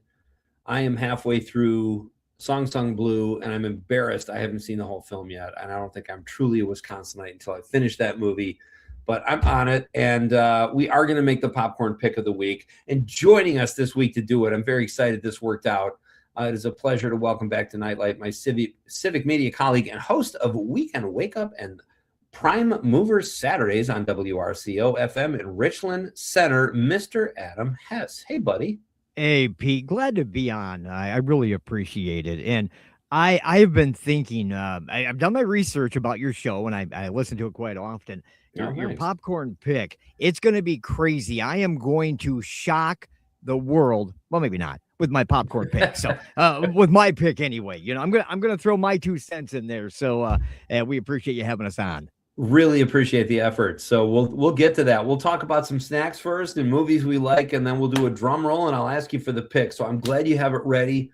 You're all set, and I have no doubt you're going to crush this, just basically because there are no right or wrong answers. So. But also because you're a sharp guy, so it'll be fun. Thank you for being here. Any thoughts, Adam, before we start, on what you would put on a sweetheart? You know, I'm kind of a classic guy. I was a child of the 80s and 90s, formative years. And, you know, I remember the sweethearts that said, you know, be my Valentine, and, you know, be mine, and I'm yours. And I've got one that you could give to a girlfriend, a boyfriend, a friend, or a stranger. You ready for this? Absolutely. Here we go. Be a good human. Wow, that's great. Yeah, huh? So simple. And we need it. It is. I'm not sure all of that would fit on one of the little hearts. It may have to be one of the medium-sized hearts, a little bigger, but just be a good human. And that works great everywhere. You go to the theater, be a good human. You're at the gas station, you're giving somebody away your candy heart. Just be a good human. That's all it really takes, Pete. And that's the kind of thing, Adam, it's interesting that that's your message. You could give that to a random stranger, and it's not suggestive in any way. It's just, hey, this is random. Be a good human. I love it. So, hey, you know what? If you are a good human already, then the heart's a bonus. And if you're not a good human, gives you something to think about. And it just might put you over the top. Like, let's say you approach someone that you're attracted to, and you give that to them. Maybe that's all you need, buddy. Maybe that closes the deal. You know, because he or she would know that, hey, Adam's a pretty good human if he wants somebody else to be a good human. You're right. You know, if I weren't married already, Pete, I'd try that. I may still try that with my wife. I may give her a heart that says be a good human, and we'll see how that works out. You do that, or get a hall pass and just say, honey, give me the night to go hand out these hearts and see what happens. Just so you can report back here. I would really appreciate that. Well, I'll tell you what, I'm a social media guy, so I'll bring her along, and she can actually, hide in the car or something and videotape me on the street giving those away. Why is it that if you were a guy and you gave those away, people might go, oh, that's great, thank you. But if like a woman, especially if she's like attractive, went out and gave that to someone, a guy would mean she wants to sleep with me. Like that's how he would take it, right? Yeah, that's the double standard we live in. And unfortunately, I think that's just the male mentality. You know, and I, right or wrong, I mean, you know, I remember in my youth when you're trying to score points with the fairer sex, all they really had to do was look at me, Pete. Right. I think she's interested. I'm going to get her phone number. There you go. This is great. Well, it's great to have you here. Let's talk movies, and then we'll get into some things. I want to hear what you're doing there at WRCO and the shows you're hosting. They just sound great. And we're going to talk a little Alice in Dairyland as well, which was the whole reason I saw your great piece about that, and I wanted to have you on. So I'm glad this worked out. But let's start with movies. How do you like to watch movies, Adam? Are you a theater guy or a home? You like to stream them at home? What do you do? Yeah, so in my youth, and we still have them. We're one of the lucky cities. My hometown of Richland Center, Pete. We have a drive-in movie theater. We also have an indoor theater. Yeah, and just really quickly, Starlight 14 is the name of our drive-in theater, and not only is it just such a great gathering place for the community, but the radio station, we have a really close working relationship. Phil Nee, he's our morning man, host of Those Were the Days, and just all around a great guy.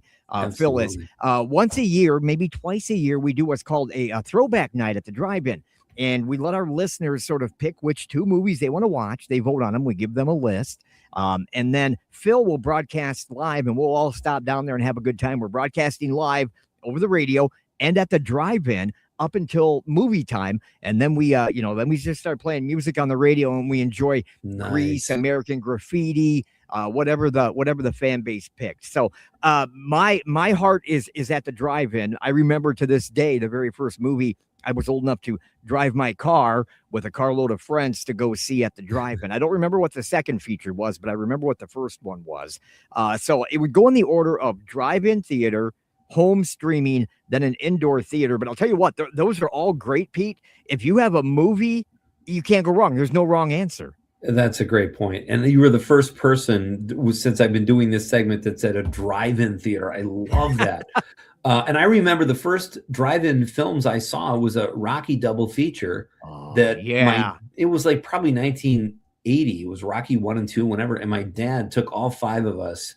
And I don't know if he lost a bet with my mom or whatever. It was like. Did you guys have the old station wagon that you could go clear in the back and then pop that window open and watch the movie? Because if you've never been to a drive-in in an old 1970s or 80s, I think it's like a Buick Century wagon, a state wagon, you sort of missed out on your childhood. And the kids of today, and God bless the Priuses and all those great cars that are getting 85 miles to the gallon. But if you didn't have a 5 gallon per mile Vista Cruiser or the estate wagon, you miss some childhood there at the drive-in.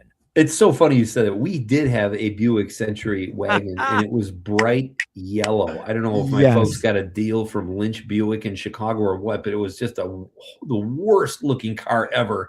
And being Pete, I hope they got a deal. I hope they got a deal. Must have, because like you roll into a new town in like where we moved to Marinette, and it's like, oh, that's an interesting car. Like everybody's judging me, but we didn't. You're instantly judged. Totally. But I wish we had thought of that. We never popped the back. It was kind of rainy, and we had that speaker. You know how they put that speaker through the window, so the sound is not great, but it's more for the experience. So I'll tell you what, Starlight 14, many years ago, I want to say maybe a decade ago, they bought a transmitter system, and you tune your radio at the drive-in theater to whatever it happens to be, 88.1 or whatever frequency they're using, and you never have to bring that speaker into your window again. Because I'll be honest with you, that's part of the nostalgia. But that speaker always sounded like the adults on Charlie Brown. Yeah, you could hear some of it, and a lot of it was wah wah wah wah, and then you're like, "What'd they say?" And then your mom would be like, "Be quiet, we're watching the movie." Exactly. So yeah, the FM transmitter system has really done well for Starlight 14. Have you ever snuck into a drive-in movie, Adam, with friends, like put a couple of them in the trunk like people used to do? I've never done that, but I've heard people have done that. So I'll tell you a story. In high school, I had a 1973 Dodge Tradesman 100 van.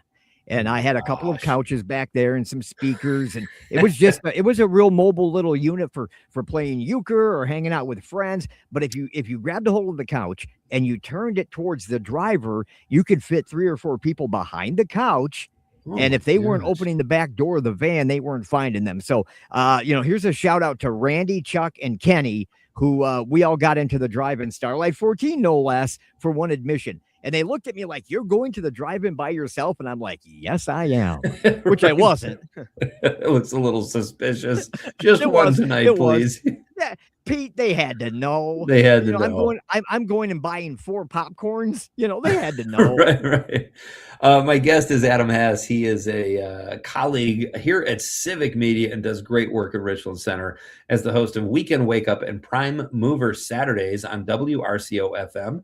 And if you're lucky enough, you can check out one of these events they do at the Starlight 14 there in Richland Center. It sounds like an absolute blast.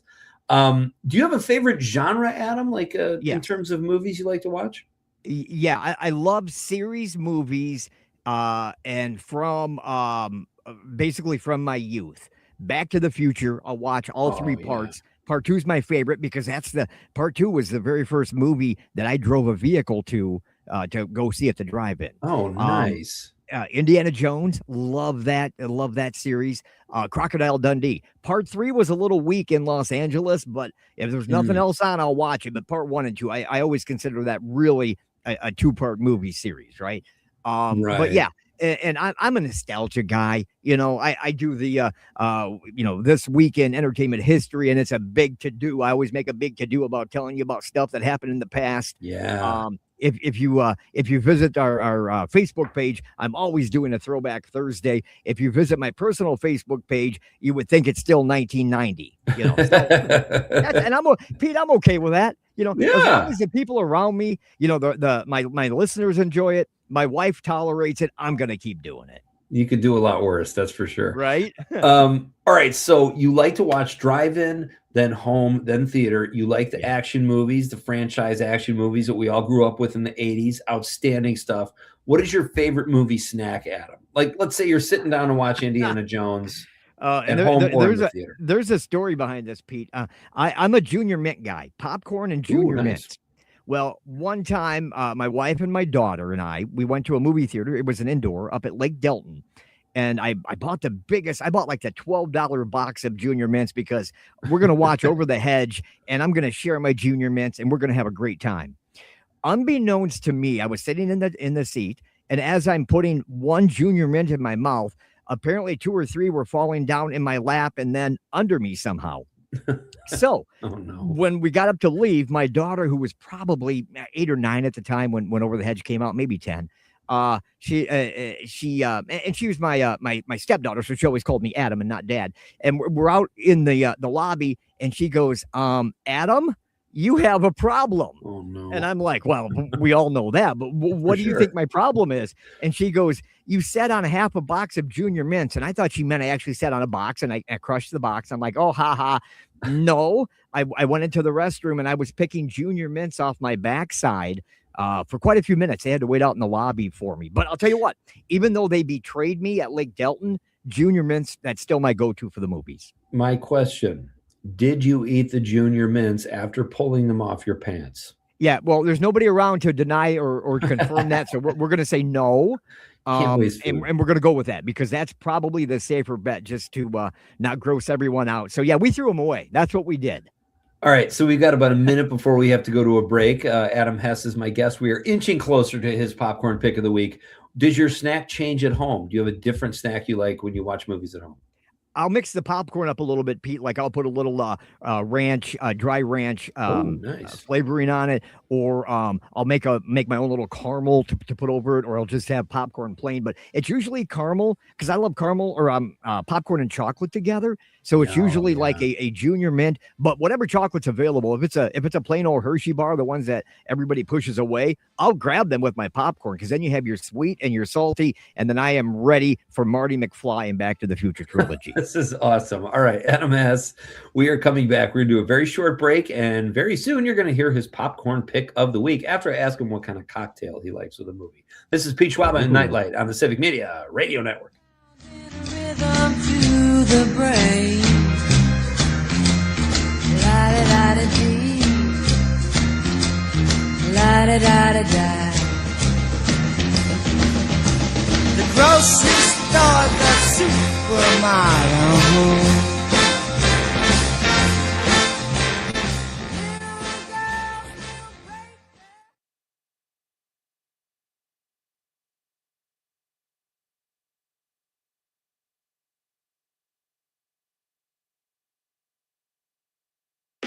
It's the Eco Minute, powered by Clean Wisconsin, your environmental voice since 1970. I'm Amy Barrio. Environmental groups across the state, including Clean Wisconsin, are calling for a pause in AI data center projects. The groups issued a joint statement calling on lawmakers to develop a strategic framework that will ensure Wisconsin communities are not harmed by the massive power and water-hungry facilities.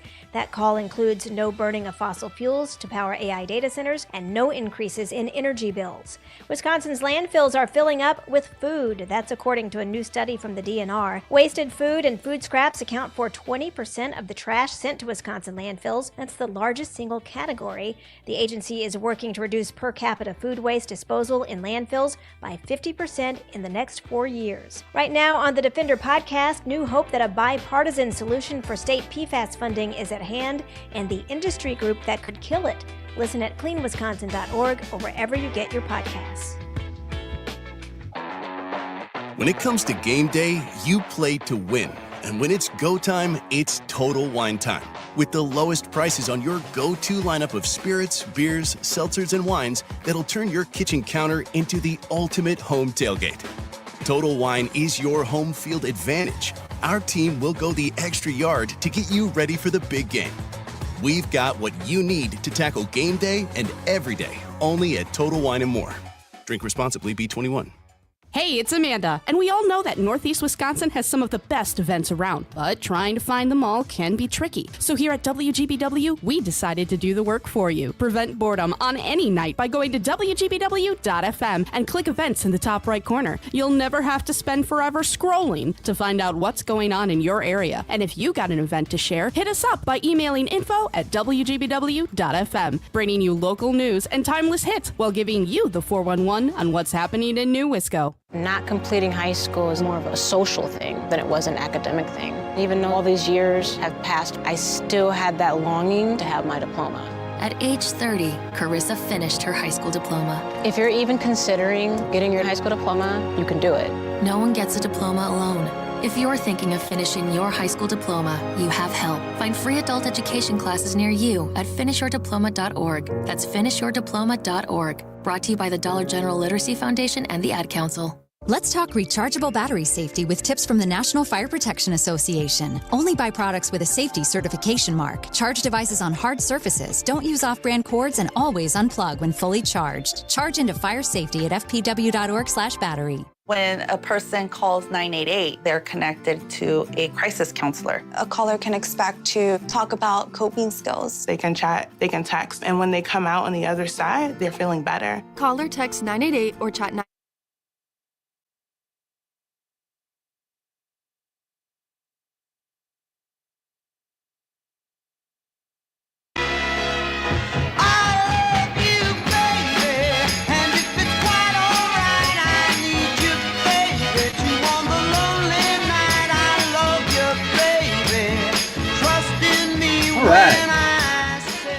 We are jamming through Act 2 here on Nightlight on this Thursday night. It is a popcorn pick of the weeknight, and joining me to make tonight's pick is my colleague over at WRCO in Richland Center, the great host of Weekend Wake Up and Prime Mover Saturdays, Mr. Adam Hess. So before the break, we've learned that Adam likes Junior Mints, he likes popcorn, he likes the drive-through, then streaming, and then the shared experience in a movie theater. What is your favorite, Adam? Do you have a cocktail that you like to drink when you watch movies? Yeah, I do. It's a brandy old fashioned sweet. I actually, I was on the air late December, right before New Year's, with Greg Bach from the network here, and I shared my recipe, and you can find that by searching our news articles on WRCO or even Civic Media News. I wrote an entire story, the history of the brandy old fashioned, my favorite brandy to use, what muddler to use. I gave a link on what muddler to buy. It's a $7.99 muddler from Amazon, by the way.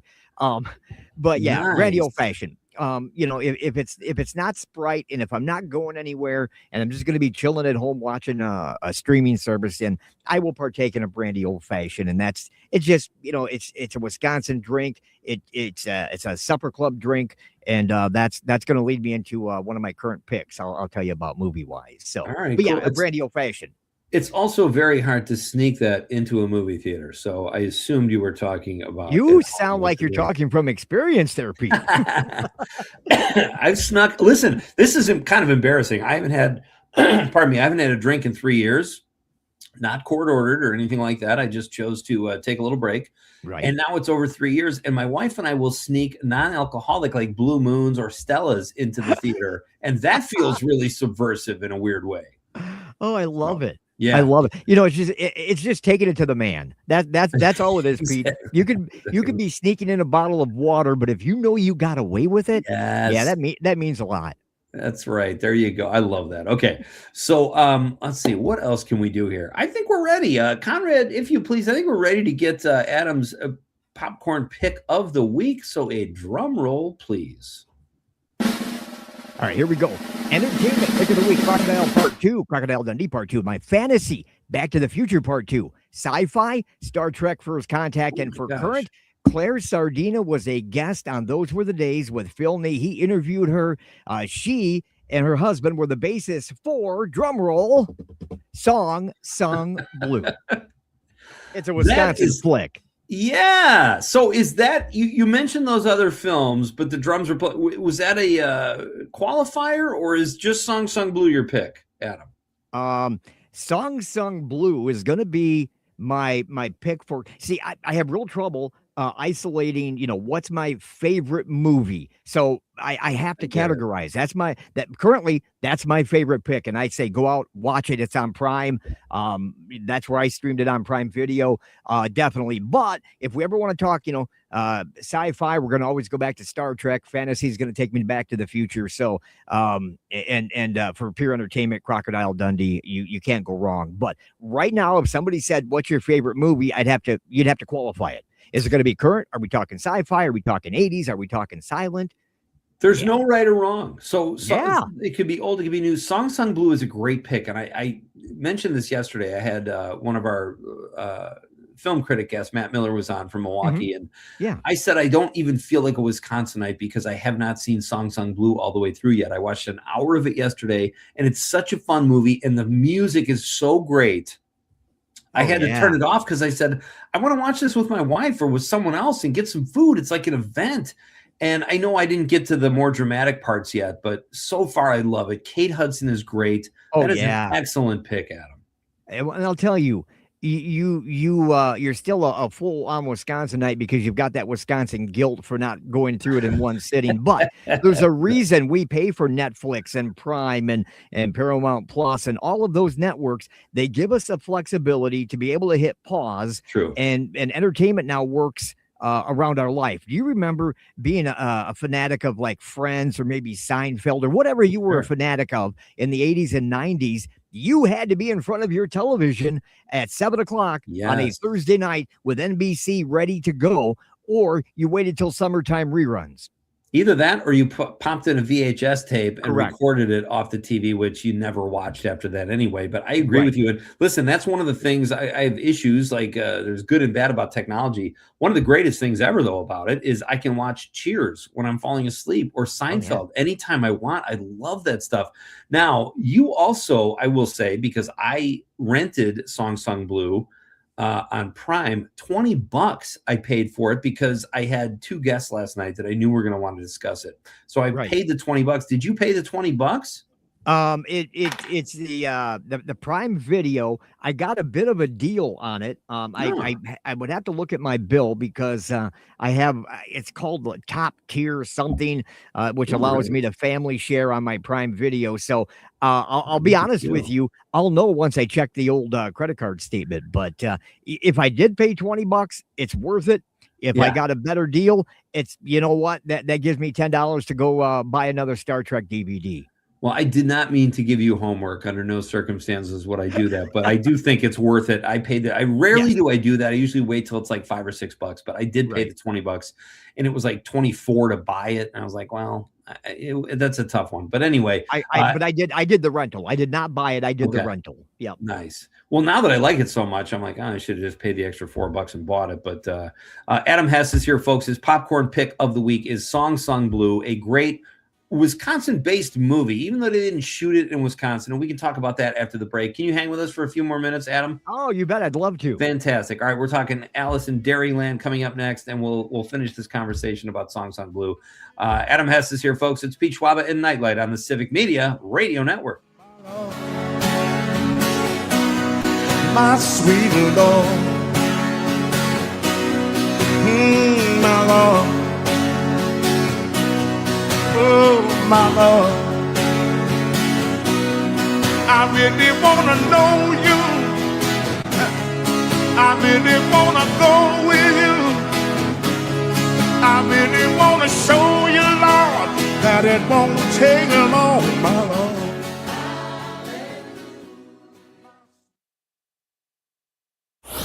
If it happens in Wisconsin, you'll hear about it on the station with local news and timeless hits. 97.9 FM, WGBW, Denmark, Green Bay. ABC News, I'm Dave Packer. Chairman of the Fulton County Board of Commissioners, Rob Pitts, says they'll contest the seizure of hundreds of election materials from the 2020 presidential election by the FBI. We will fight this with everything we have. President Trump has for years claimed fraud in the 2020 election that he lost to Joe Biden. Senate Democrats striking a deal to avert a partial government shutdown and move forward with a package of bills that separates Homeland Security funding. Programs in a 5-bill package will be funded through September, but the Department of Homeland Security would be funded for just the next 2 weeks. The Senate still has to vote on it. Meanwhile, border czar Tom Homan now signaling plans to draw down the number of federal agents in Minneapolis following 2 deadly shootings of U.S. citizens and weeks of protests. President Trump this hour declaring a national emergency with respect to Cuba, saying, quote, the government of Cuba has taken extraordinary actions that harm and threaten the United States. It allows for additional tariffs for countries that sell oil to Cuba. This is ABC News. Some popular food products sold in 3 states are being recalled due to possible exposure to rodent and bird waste. It's a long list of food products being recalled in 3 states where they were sold in Indiana, Minnesota, and North Dakota. A distribution company may have kept them in unsanitary conditions where they could have come in contact with rodent and bird droppings and urine. That company initiated a recall in December. Now the FDA is classifying it as one that could cause adverse health consequences. The impacted products include things like Nutella, Cheerios, Gatorade, Coca-Cola, Skittles, Sour Patch Kids, and Jolly Ranchers, sold in those 3 states. Alex Stone, ABC News. Elon Musk today announced Tesla will stop making its S and X models of electric cars. Musk now saying that the company will convert a massive factory into a robot manufacturing plant and a shift to production of Optimus robots.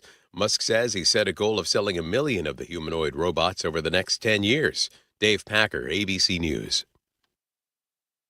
Doctors Without Borders is delivering life-saving medical care where it's needed most in communities around the world.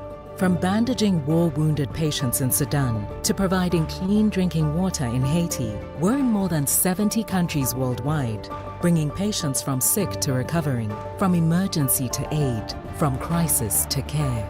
This life-saving care is made possible by a global movement of supporters like you. Thank you.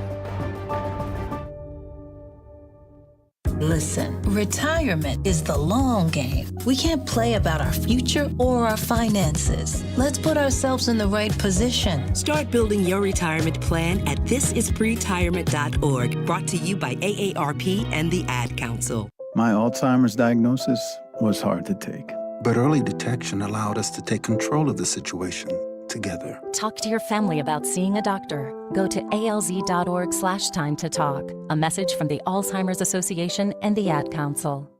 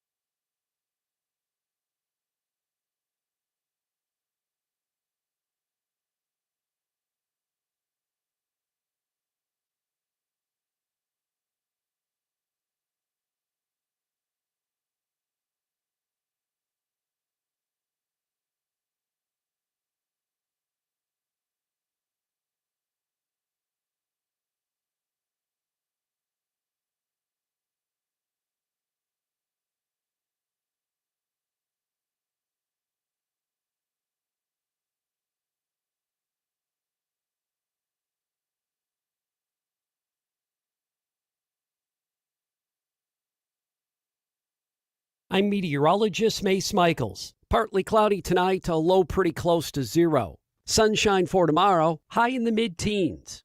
Warming up through the teens into the 20s this weekend with some snow late Sunday into early Monday. And the milder air sticks around for next week. Currently, it's 10 above. I'm Angela Bassett. For 33 million Americans, one bite can cause a life-threatening reaction. Now, there's a needle-free option for epinephrine. Learn more at foodallergy.org/ready-to-act. Reading aloud to children sharpens their listening skills, expands their vocabularies, and nurtures a lifelong love of reading. That's why Reading is Fundamental, the nation's leading children's literacy nonprofit, offers free monthly read-alouds by popular authors through its Rally to Read program. Visit rallytoread.org to watch the read-alouds and discover exciting reading activities for school and home. Visit rallytoread.org today. Kids across America are going to school hungry every day. With help from caring people across America, No Kid Hungry is providing healthy meals and hope to hungry kids so they can build better futures. Learn more at helpnokidhungry.org. We've all felt left out.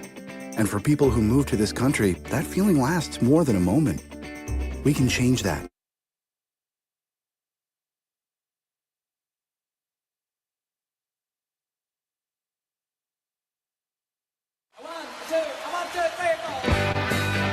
Broadcasting live from the Civic Media Studios in Green Bay, this is Night Light with Pete Schwaba, your inside source on everything entertainment from Wisconsin to Hollywood.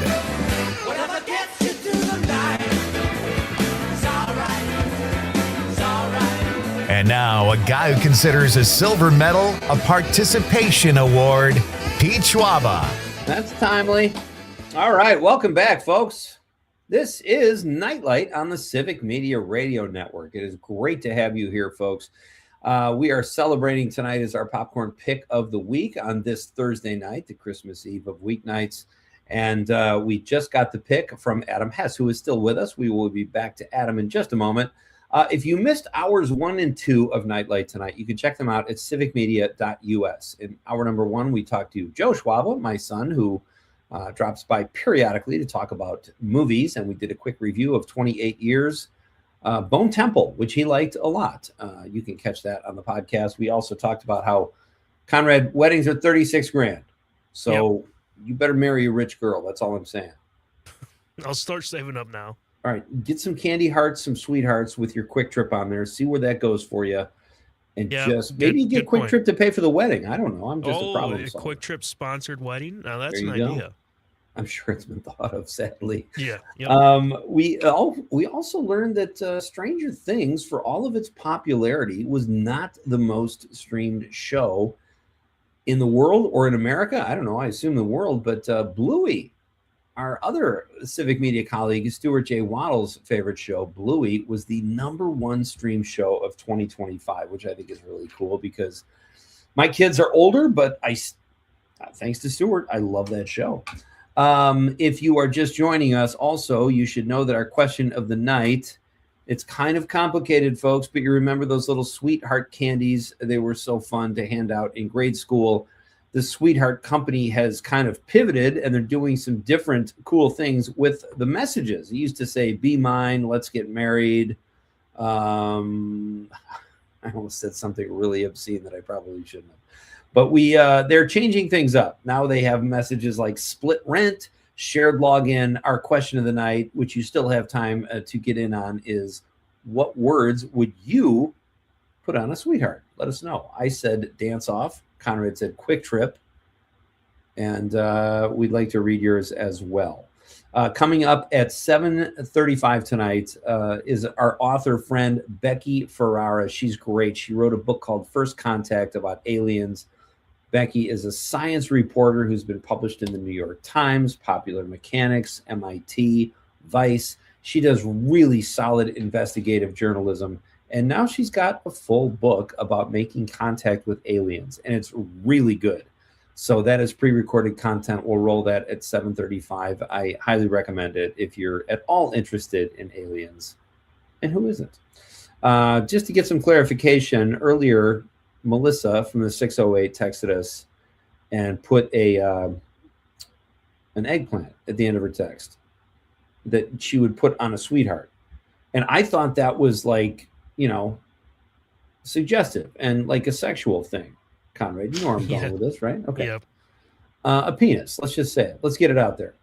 And I was right, because Melissa texted back and said, sorry, guys, it's totally phallic. You don't have to apologize for that, Melissa. We guessed it. And John Murray says QR codes on all the sweethearts. Get your phones out, kids. Love that one, too. So join the fun, be part of the show, and text us what you would put on a sweetheart. Right now, let's get back to my current guest, Adam Hess. He does great work here at Civic Media over there in Richland Center on WRCO, where he is the host of Weekend Wake Up and Prime Movers Saturdays. His popcorn pick of the week is a great one, especially since we're in Wisconsin. But, Wisconsin aside, Adam, the film totally works. Like, they didn't even film it here. Oh, yeah. And no one outside of Wisconsin cares about that. For me personally, I would have loved to have seen Milwaukee in the film. Yes, 100%. When we were talking about that at the station, because Claire Sardina was a guest on our morning show. Phil did a great job, as he always does, interviewing his guests. But it was a great one. We put that in the news story. But we were talking about, if they could have just actually had a camera and an actor on a street in Milwaukee, I don't care if it's, Cherry Street or wherever, just, I totally agree with you that there should have been a greater Wisconsin connection there. Hey, I want to jump back, and I'm going to change my answer, Pete. I'm going to go with QR codes. I love that. I never thought of that. I'm a technology guy. I'm a QR code creator, and I could route everybody to the Prime Mover site. That's all I'd have to do is put a QR code on a heart and hand them out. Hey, let's talk about that. I love the idea of the show Prime Mover. Tell people first of all. Let's tell people about the shows Weekend Wake Up and Prime Mover Saturdays. All right. Well, the Weekend Wake Up I host on Saturday mornings from 5 a.m. until 10 a.m. It's a fun wake up. We have a large rural listenership. So, I know what kind of music the cows like and what they like to give milk to, and I'll play it.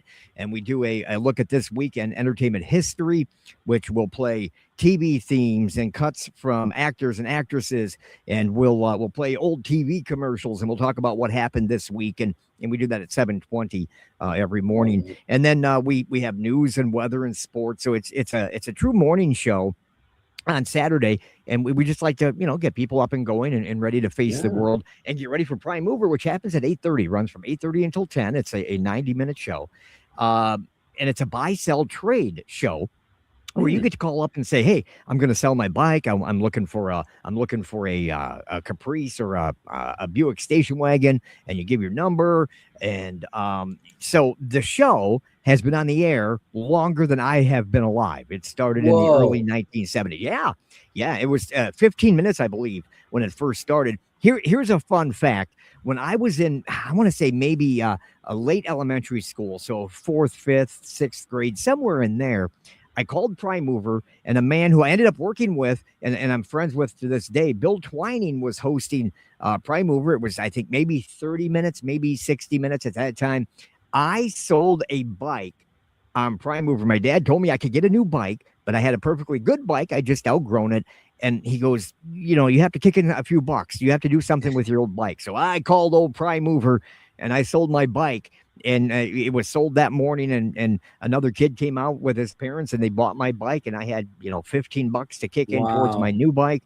And who knew that, I started hosting Prime Mover, took a few years off in the 2000s to do a software engineering position. But who knew that I would, 20 years later, I'd be hosting that show. I've been hosting it since 1994. Joanne Krulotz hosted it, our news director, for a couple of years when I was gone. Joanne. And it's a great show. We do Prime Mover sports during there, so we'll cover all the local events. We'll get your kid's name on there. If your kid scored 40 points last night, we're going to do our 940 Prime Mover sports. We're going to talk about it. We talk about events coming up. If you have a fundraiser, get on the show. Tell us about it. If you whatever, you have a rummage sale. A little cold now for a rummage sale, but I'll tell you what, in a couple of months it won't be. And we just have a lot of fun with it. It is a great time, great interaction with my listeners and our listeners. Every DJ and every station says this, but I'm going to say it as well, Pete. Our listeners are the best. I totally believe that when you say that, Adam, because you're from the area. You've been hosting that show since '94. I mean, you sound like you are WRCO. I mean, you're totally ingrained, and I think that's. Well, I'll tell you, I'm a young whippersnapper there. Phil Nee, our general manager, our morning man, and the guy who hosts Those Were the Days. Yeah, he started when I was in junior high. He started at WRCO in 1986, and he is the staple. He is the man. I am the guy who's carrying the water to him. I'm his water boy. But I wouldn't have it any other way. He's a great boss, great friend, great coworker, and our listeners, they get it.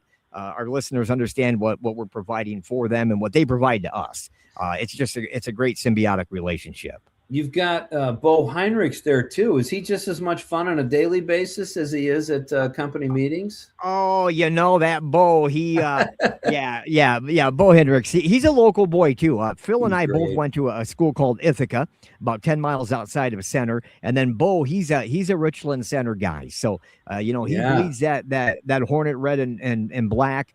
Orange and black, and he's a WRCO guy through and through. And he's a fun guy. He really is. Whether you're talking sports with him or you're talking about what he's doing on the air, or you're out at the company party and you're having an old fashioned with him, he's a good guy. Bo is, and he's a lot of fun. Adam Hess is my guest. He is one of the hosts at WRCO. He hosts Weekend Wake Up and Prime Mover Saturdays within that Weekend Wake Up. A great show and a great segment. He joins us here tonight to make the popcorn pick of the week. His popcorn pick of the week was Song Sung Blue, a great Wisconsin movie. I'm probably going to finish it tonight because I have like 7 hours left to watch it, or I lose my $20. Nice. Right. But listen, we've got to get to something here, Adam, because the deadline is tomorrow. Yes. For Alice in Dairyland, and we only have a few more minutes. So tell us everything you can about this contest. And is it too late for Conrad to enter? No, Conrad. And by the way, Conrad, I wanted to tell you your pick of music for intros and outros. That's a chef's kiss. Spot on. You the man, Conrad. We're just living in your world, buddy. So Alice in Dairyland, Pete. Everybody knows who Alice in Dairyland is. It's a 1-year contractual position. Starts in July. You get to travel around the state, sometimes around the nation. You're an official worker for the Department of Ag, Trade, and Consumer Protection out of their Madison office.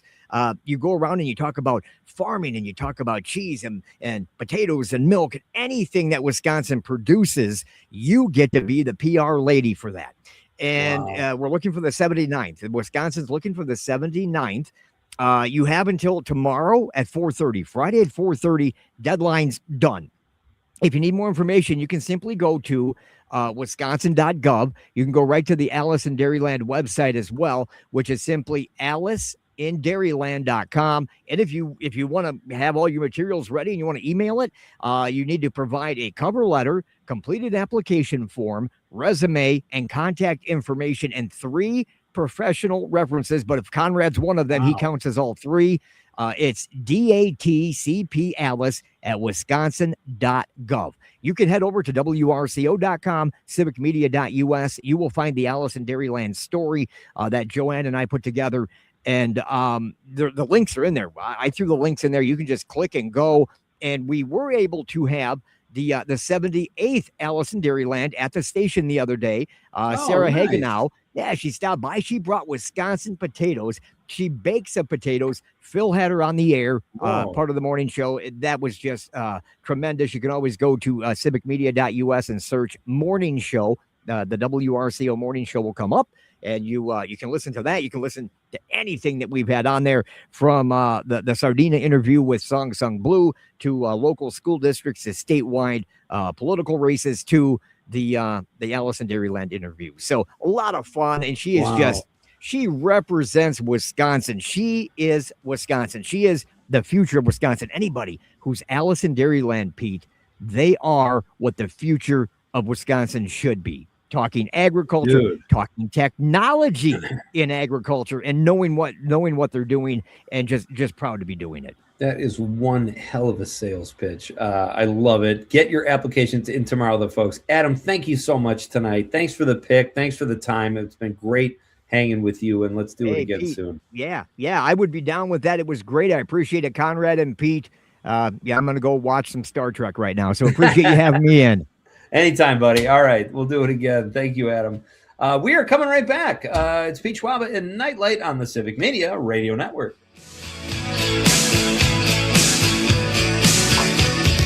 Passengers in time, that's in motion, together. 97.9 WGBW and WGBW.FM.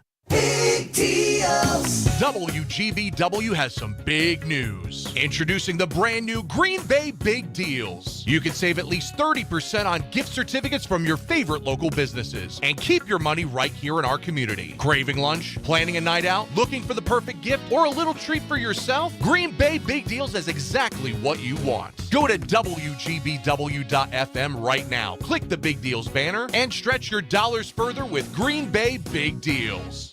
With locations in Appleton and Oshkosh, Insight Eye Care has been serving the Fox Valley since 1972, offering comprehensive eye care services. Their doctors also share a special interest in treating chronic dry eye disease, providing specialty contact lenses, and expert pediatric eye care. Find Insight Eye Care on North Sawyer Street in Oshkosh and Chain Drive in Appleton. Improving lives by improving sight with quality eye care for everyone in your family. Insight Eye Care. Visit WIinsight.com to schedule your eye exam today. When a warrior faces adversity, he fights through it. He finds a way. Freedom isn't free. Rolling strong. Belief.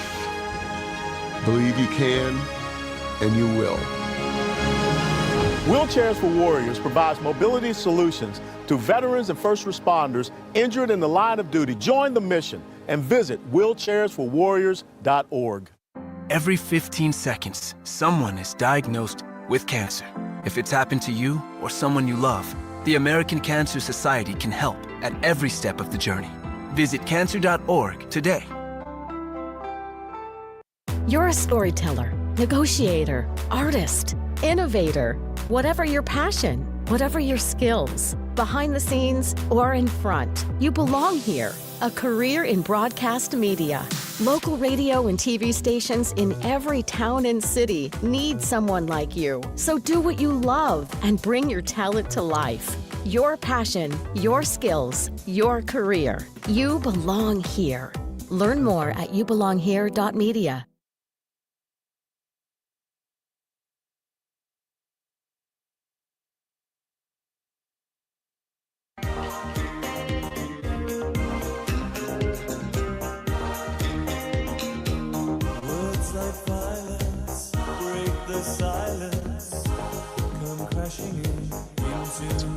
Welcome back. That was fun. Adam Hess, Popcorn Pick of the Week, a song sung blue, and we got the lowdown on Allison Dairyland. So if you think you would make a great Allison Dairyland, you have until tomorrow. And he threw so much information at us. I would just say go to the podcast at civicmedia.us if you want to hear how that works, and if that's something you'd want to check out. It's a pretty cool thing. I didn't realize they'd been doing it for 79 years, Conrad, and I also didn't realize we were known for potatoes here in Wisconsin. Yeah, I mean, we got some great fries here in Wisconsin, don't we? I mean, great for baked potatoes. You know, for what are they called? For supper clubs. Yeah, but I didn't know we're known for making them. That's kind of cool. Yeah, I think it is pretty cool. Jim on the stream in response to he was I thought his sweetheart comment was Pete froze, but that was earlier when we had a technical glitch. Yeah. Thank you, Jim. And then he says, right for the weather. It's 10 degrees out right now, Conrad. What is going on? It's pretty warm out, if you ask me. Oh, God, it's just disgusting. I would like to thank all my guests tonight that we've interviewed so far. Adam Hess, Joe Schwaba, thank you for all your texts and calls. Tomorrow night on Nightlight, another fun night. We've got 2 authors on. That's going to be fun. Romance author Adrian Herrera will be here. Did you know, Conrad, that romance is the #1 seller right now with books? I didn't know that. It's getting towards that time of, Valentine's Day, so I can guess. see it. Yeah. No, we don't have to qualify it. If people want to read about romance, that's fine. I'm not. It's not a genre I've ever. If any genre is done well, though, I'll dig it. Whether it's a movie, TV show, book, whatever. But Adrian will be here tomorrow. That will be fun. And then author Jeff Stern, who is also an author and a journalist, and he's had one of his stories turned into a movie by Clint Eastwood. Jeff will be here tomorrow night at 6:35 p.m. And guess what, Conrad? Tomorrow is Friday, so you know what that means. It's a Barband Friday. Barband Friday, baby. Terry Barr will be here, assuming she's feeling better. Yeah. Do we know how Terry is doing? She looks to be in better spirits. So you've seen her? Well, I've seen her chat avatar. Okay, there you go. It looks pretty healthy. Have you seen Song Song Blue? No, I haven't. I definitely want to give it a watch, though. I am so excited. For Wisconsin. Absolutely. I'm going to finish it tonight. We do got a steady Eddie text to chime in on our Sweetheart Candy. I love that. This is another classic. And, I've got 2 authors on tomorrow night. I had 1 author on tonight, and then we've got a Steady Eddie text. And he's an author, yeah. I would consider Steady Eddie an author. But, all right, let's read this. Pete, this is from Steady Eddie, obviously, in the 608. Pete, my Sweetheart Candy suggestions. 23 Skidoo. I really never understood that phrase. I'm going to have to Google that. I remember hearing it in the Brady Bunch, and I know it's a reference to some kind of dance move, but I have to claim ignorance on this one. I just don't remember, even though I've looked it up before, what it is.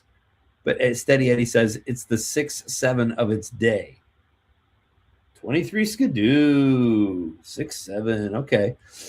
Dude, what's your problem? That's Steady Eddie's second heart suggestion. He's got an angry emoji there. Pete could throw this tiny candy heart at crazy drivers on his Marinette to Green Bay commutes. And believe me, I would, Eddie. It's terrible. Police release me. Engelbert Humperdinck, that's Steady Eddie's third suggestion. Great one. 5 and 6. Did you hear 7, 8, 9? Oh my. Love it. I don't even think that would fit on a heart, though. But we're just playing. Tiny font. Yeah, we're just playing here. He says, I like candy with an I. What does that mean? A stripper? I like candy. Candy. I don't The other one would be know. The other one would be Candy loves me. So he is referring to a woman. He also has one that says movie night. I love that one. And then he says, please be my popcorn pick. Oh, that's so Conrad, do we have any romantic music that we can play? That's so sweet. I don't think I've oh wait, I do have one. The moment is kind of past. If you have something all set, go for it. But don't worry about it. Kind of romantic, right? Sure. I'll tell you this. It's about as romantic as I want to get with Steady Eddie. So that's a perfect choice. Yeah, there we go. Yeah. Please be my popcorn pick. Love that. And then he says, pizza be with you. Look at the thought that he put into these. This is great. Greenland be mine. DJT. Oh, Steady Eddie, you've outdone yourself. This is nice. He's been saving up. I don't think we've heard from him in a while. A couple nights. Well, he wanted to wait for this question, obviously, because he gave us a novel. This is fantastic. Great stuff. John in the 608 says, what weird friggin' world are we living in, Peter? Conrad is too young to know how crazy these times really are. That was in reference to our discussion before about the hearts. And he says, don't forget to update your candy profiles. I like that too, John. I know how, crucial these times are with 6-7. Correct. I don't know what's going on in that house. You got John's wife sending out eggplants. You've got John talking about QR codes. But you guys are awesome. Thank you for the text. Thank you all for the text and calls. Our next segment is with Becky Ferrara. She is coming up next, and she is the author of First Contact, a great book, and we had a blast talking to her. It's pre-recorded content. We'll see you tomorrow night. But enjoy this interview with Becky. She's outstanding. This is Pete Schwaba and Nightlight on the Civic Media Radio Network.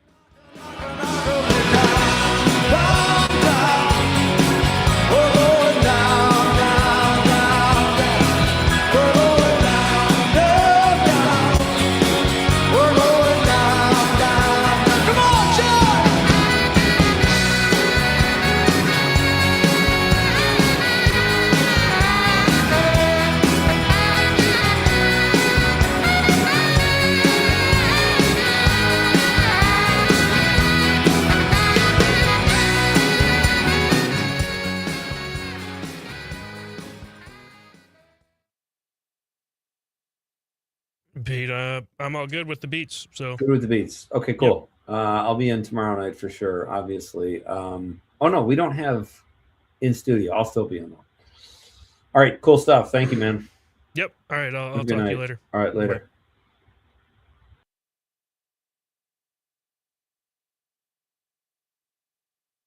Seizure of hundreds of election materials from the 2020 presidential election by the FBI. We will fight this with everything we have. President Trump has for years claimed fraud in the 2020 election that he lost to Joe Biden. Senate Democrats striking a deal to avert a partial government shutdown and move forward with a package of bills that separates Homeland Security funding. Programs in a 5-bill package will be funded through September, but the Department of Homeland Security would be funded for just the next 2 weeks. The Senate still has to vote on it. Meanwhile, Border Czar Tom Homan now signaling plans to draw down the number of federal agents in Minneapolis following 2 deadly shootings of U.S. citizens and weeks of protests. President Trump this hour declaring a national emergency with respect to Cuba, saying, quote, the government of Cuba has taken extraordinary actions that harm and threaten the United States. It allows for additional tariffs for countries that sell oil to Cuba. This is ABC News.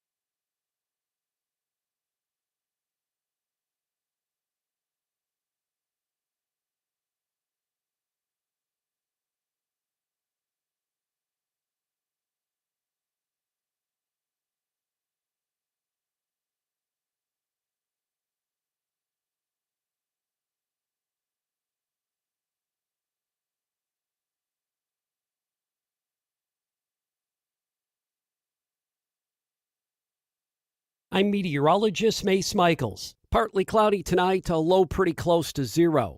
Sunshine for tomorrow, high in the mid-teens. Warming up through the teens into the 20s this weekend with some snow late Sunday into early Monday. And the milder air sticks around for next week. Currently, it's 10 above.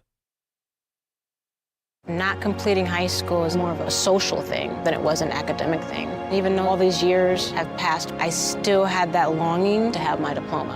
At age 30, Carissa finished her high school diploma. If you're even considering getting your high school diploma, you can do it.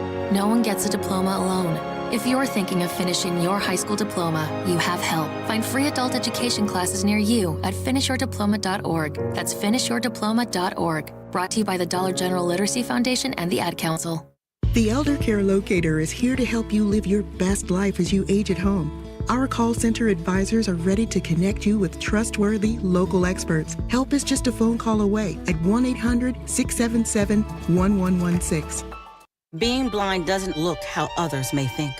Retinitis pigmentosa aimed to overwhelm my family. It tried to cut me down. I know where to find support. Learn more at fightingblindness.org, a public service message from the Foundation Fighting Blindness.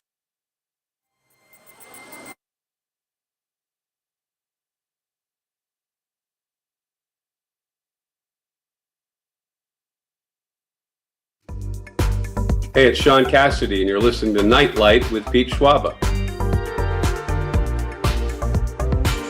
Welcome back. All right. Great to have you here, folks, on this chilly Thursday evening here. Thursday, it's the Christmas Eve of weeknights here at Night Light, so we always have a good time on Thursday night. And I'm very excited. My next guest is an author and science reporter who recently wrote a book called First Contact, The Story of Our Obsession with Aliens. And we are definitely obsessed. Very excited to have her here on the show tonight, as this is a topic we've discussed on and off over the last couple of years here at Night Light. She's been published in the New York Times, Vice, Popular Mechanics, the Washington Post, and the MIT Technology Review. They did not even return my phone calls. It is my pleasure to welcome author Becky Ferreira. Hi, Becky. Hey, how you doing, Pete? Doing very well. It is great to have you here. How are you tonight? I'm great. It's chilly here in upstate New York as well. Chilly all around. Oh, it's so beautiful there. What a great place. What a great place to be a writer from. That just seems like it kind of is like the perfect place to go and write a book. And maybe just because I've seen it in movies where authors like to be reclusive and write. But is that a good setting for you? Yes, can't complain. Got a cow field next to me. Maybe you got a cow field nearby too, I would imagine, in Wisconsin, right? We've got a few of those for sure. But it is great to have you here. So, all right, tell us a little bit about this book, which you were nice enough to share with me. I'm getting through it, and it's really interesting stuff. But for people that aren't familiar with your work, tell us a little bit about First Contact.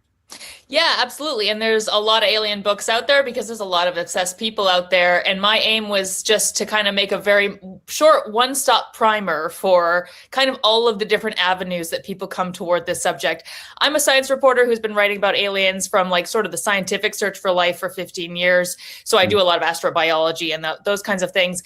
But over the years, I get emails from people who are in communities that are, looking for UAP and UFOs and stuff like that.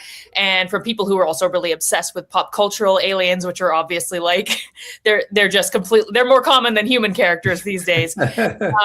So I just really wanted to have a sort of immersive look at like all of this stuff in one book, why we are so universally obsessed with this topic, and hopefully just start a conversation between these different communities, because despite the fact that we're all obsessed with aliens, people have very different values about it and beliefs about it. And I think it would be great to be able to start having more cross conversations in these kind of siloed little communities. That's interesting you said cross conversations, because you've probably dealt with people who, have such a limited movie version of what an alien would be that it must be hard to even, indulge them. And then you've probably got other people who are more scientific, but maybe still a little conspiracy theory-ish. I don't know. How do you cipher through all those people? I don't think there's a perfect method. And I think it's also very difficult right now because there is a lot of interesting stuff going on with UAP. I don't believe personally that I don't think that the evidence has risen to the idea that they're alien. However, you can't fault people for being really interested in weird unidentified stuff that is just being, constantly seen. Like, that is very interesting. So I think that's why, I would even say with people who are seeing it through more the pop cultural lens, nobody knows what aliens will be like. Maybe they will turn out to be exactly like one of our pop cultural versions, but maybe they could be something we can't possibly imagine. So I do think that, it's a good idea to just be able to like talk across these kind of different lines. And even for me, as someone who's not as immersed in the sort of UAP community and all the lore around aliens going back decades, it's interesting for me to hear from people and just be like, have a basic working knowledge of those theories, right? So even if I don't ascribe to them myself. Great answer. How did you become sort of interested in extraterrestrials? I mean, obviously you're a very scientific person, you're a science reporter, but when did you get like interested in aliens to the point where you wanted to start doing investigative reporting on them and writing a book about them? Right, totally. Well, coming of age in the 90s, you don't have a choice. You have the X-Files, you have Independence Day, you have Contact, it's just like there's no escaping it. Star Trek Next Generation, all these things, right? And every generation has a lot of alien kind of interesting fiction to read and stuff like that, but it was like, you can't really not be interested in it. But as a science reporter, I think it's just an interesting question because what a strange data point to not have filled in. I think it is a totally a bizarre paradox, the Fermi paradox going back many decades of just why should it be so special here on Earth? What is it, there's no reason to think that this transition between non-biological and biological shouldn't be happening other places. And yet we find that we are confronted with silence in the universe and not, on our neighboring planets, even though some were once habitable, don't seem to have created life as well. So I think it's just like an amazing scientific question. We don't understand how life began here on Earth to start with. And we don't know the threshold for what life needs, or if it could take very different forms. Maybe it doesn't need DNA or, in other life forms or whatever. So I just find it to be not just something that has entranced people for obvious reasons, because it's like interesting to know if there would be other things out there, but like also as a scientific data point, it just kind of, I don't feel like we can really understand our universe until we know that. So not that I expect to necessarily know it within my lifetime, but there you go. It's great because in the book you talk about some of the more pop culture or more recent history with our obsession with aliens like Roswell, but you also go back thousands of years to a more primitive time when people, first thought maybe there was extraterrestrial life. In regard to Roswell, the incident happened in 1947. What do you make of it? Like, you talk about this Air Force Major, Jesse Marcel, I think his name was, who found wreckage of like a satellite or a U.S. experiment, a government experiment, and didn't do anything. Like they scooped it up, put it away, and all of a sudden, according to your book, he changed his mind 30 years later and said, "Oh, it was an extraterrestrial, or there was something there." Why did he do that? I don't know, and it's interesting because I don't want to. A lot of people come to that conclusion, and I don't want to cast aspersions on them or whatever about that they had ulterior motives or whatever. I don't know. Maybe he did believe that, but like the official story with that, of course, is like that the government did lie about what they found, but that it was not they weren't lying about an extraterrestrial visitor, right? Like that it was just that it was a much more top secret mission that actually did crash.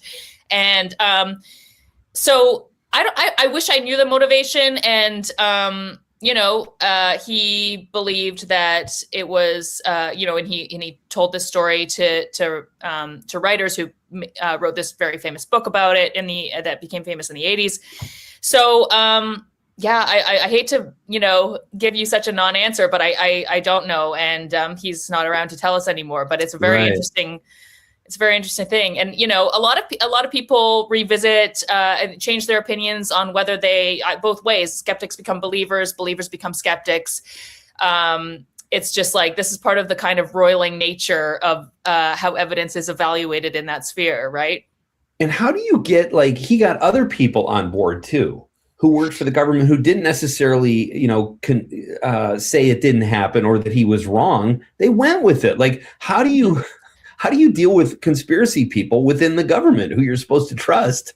Yeah, well, I think it's like something that I wrestle with right now, and I will put my cards on the table. That's like not my reporting talent. Like for the chapters that refer to UAP, I have relied on other reporters who really are deep in that world, and I just say that because I'm having a hard time right now with things like the Age of Disclosure that just came out, and a lot of talk about UAP and intimation that there's alien, secrets the government is keeping these alien secrets right now. And it's like, I don't think that's good to speculate about without being able to produce evidence. And yet there's a lot of former Pentagon officials that are doing that currently. I don't know what the answer to that is. And if there is this secret alien program, I think it just spill the beans. But I know that, that they would say, of course you can't because it's classified or whatever. Right. So I'm relying very much on reporters in that sphere to try to evaluate that information. I'm much better at evaluating the scientific side. But it's mysterious. And it's as you mentioned, this is not a new kind of thing. Like there have been people on the inside, like insider accounts of this kind of like the idea that aliens have visited Earth for decades. Right. So, yeah. It's funny because you think if they actually did have aliens, they would have like a mixer, some that get to know the aliens, and like it's all about bringing people together. So many different theories about what kind of aliens they would be, right? Like, true. And so like you want, I would personally, I'm probably very gullible and be like, let's be friends with the aliens. But then there's like lots of people who believe the aliens are malign, right? And there's all kinds of theories about what the aliens are want. I kind of get into this a bit in a chapter about pop cultural aliens, because we do graft our own kind of ideas about saviors and monsters and all these things into how we expect aliens will come to us and the risks and benefits they might pose to us. My guest is Becky Ferreira. She is the author behind First Contact, a great book. First Contact, the story of our obsession with aliens. And we are obsessed. What did you uncover in writing this book, Becky? What were you most surprised to learn or not learn? Yeah, I think actually digging into the UAP history, I kind of always had this kernel, like there's a reason why people are so convinced by these ideas. And it really did, when you have the history of governments kind of fudging lies about, like saying that you didn't actually see anything when they knew very well they had seen like an experimental spycraft and things like that. I guess it didn't surprise me, but it was kind of interesting to actually read those accounts and be like, oh yes, this is why there is this distrust that has happened, right? I mean, this is just very nefarious stuff. So that was interesting because I had never really delved into the deep history before. And then I think also just the kind of the fact that people are just obsessed with aliens across cultures. And as I kind of make this argument in the book, clearly tens of years into our prehistory, I think the idea of sky gods and the fact that very clearly our ancestors, even as hunter-gatherers, understood the skies to be a source of knowledge, that you would use the stars as navigation and things like that. And you would tell stories to help you remember that kind of stuff. And that is a first iteration of deciding that there is some kind of sentient entity in space. And it kind of just gets winnowed down over time into our modern idea of aliens. Boy, that's great. I also noticed, I wanted to ask you, there was a 1994 event known as the 1994 Michigan UFO event. I don't know if you remember this. I was a stand-up comedian driving through Michigan after a gig with another comic, and we saw these lights, and they did something on Unsolved Mysteries. Are you familiar with that at all? No, tell me more. Well, it's just all these people in different parts of Michigan said they saw this at the same time, even some law enforcement people. But anyway, they never really figured out what exactly it was. And I'm always like, well, the government was testing something, or the Air Force or something. That's where I always want to go. Mm-hmm. But I was curious. Unsolved Mysteries is kind of a cool show. So I wanted to ask you about it and see if you were aware of it. I would love to get your take on that. Maybe you can come back, though, and we could discuss it sometime. That would be really fun. Yeah. Well, you witnessed this yourself? We saw lights, yeah, but not like it was in the distance, and we were like, "Oh, that's weird," but we didn't chalk it up to anything. And then we got home and we realized the next day or 2 days later there was this big thing that people were reporting in Michigan, and that's the closest I've ever come to. And it was nothing. I mean, I saw lights. I'm not saying I saw anything or shook hands with an alien or anything like that, but. Becky Ferreira is my guest. We're going to take a very short break here, and we'll have a few more minutes with Becky when we come back. And I'm going to ask her about her use of humor in the book, because she does a great job with that. And how can you not, folks, on this subject matter? This is Nightlight with Pete Schwaba. We're coming right back on the Civic Media Radio Network.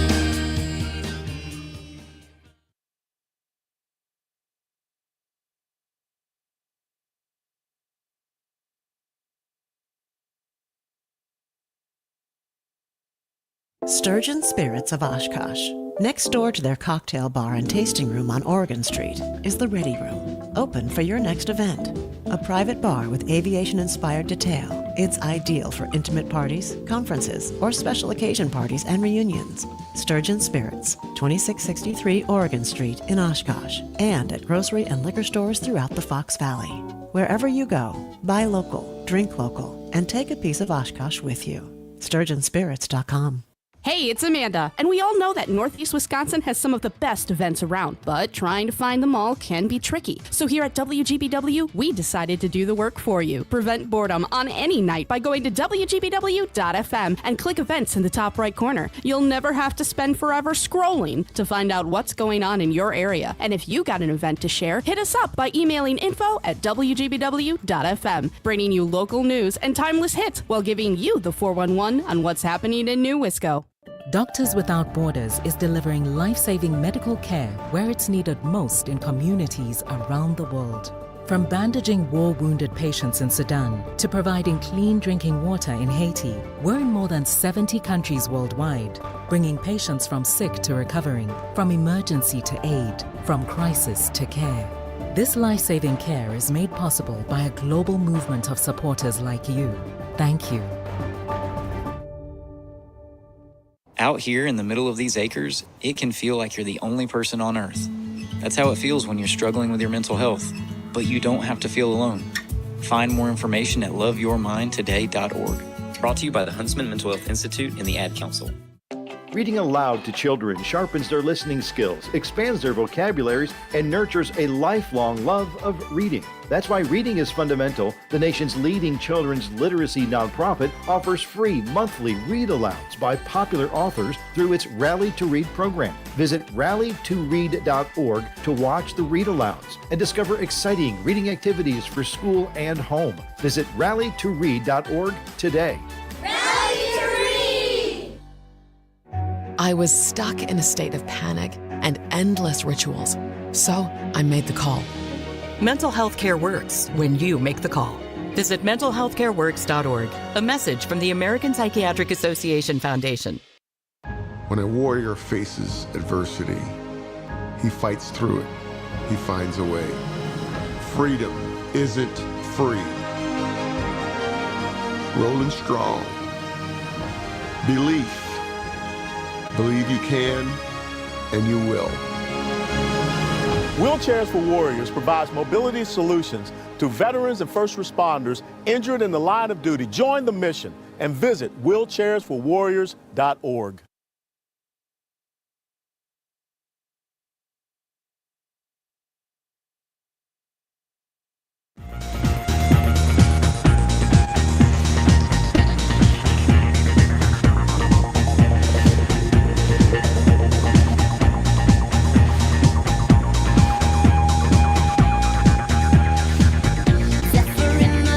We are making contact here. First contact, folks, here at Nightlight tonight. Great to have you with me. I'm Pete Schwaba.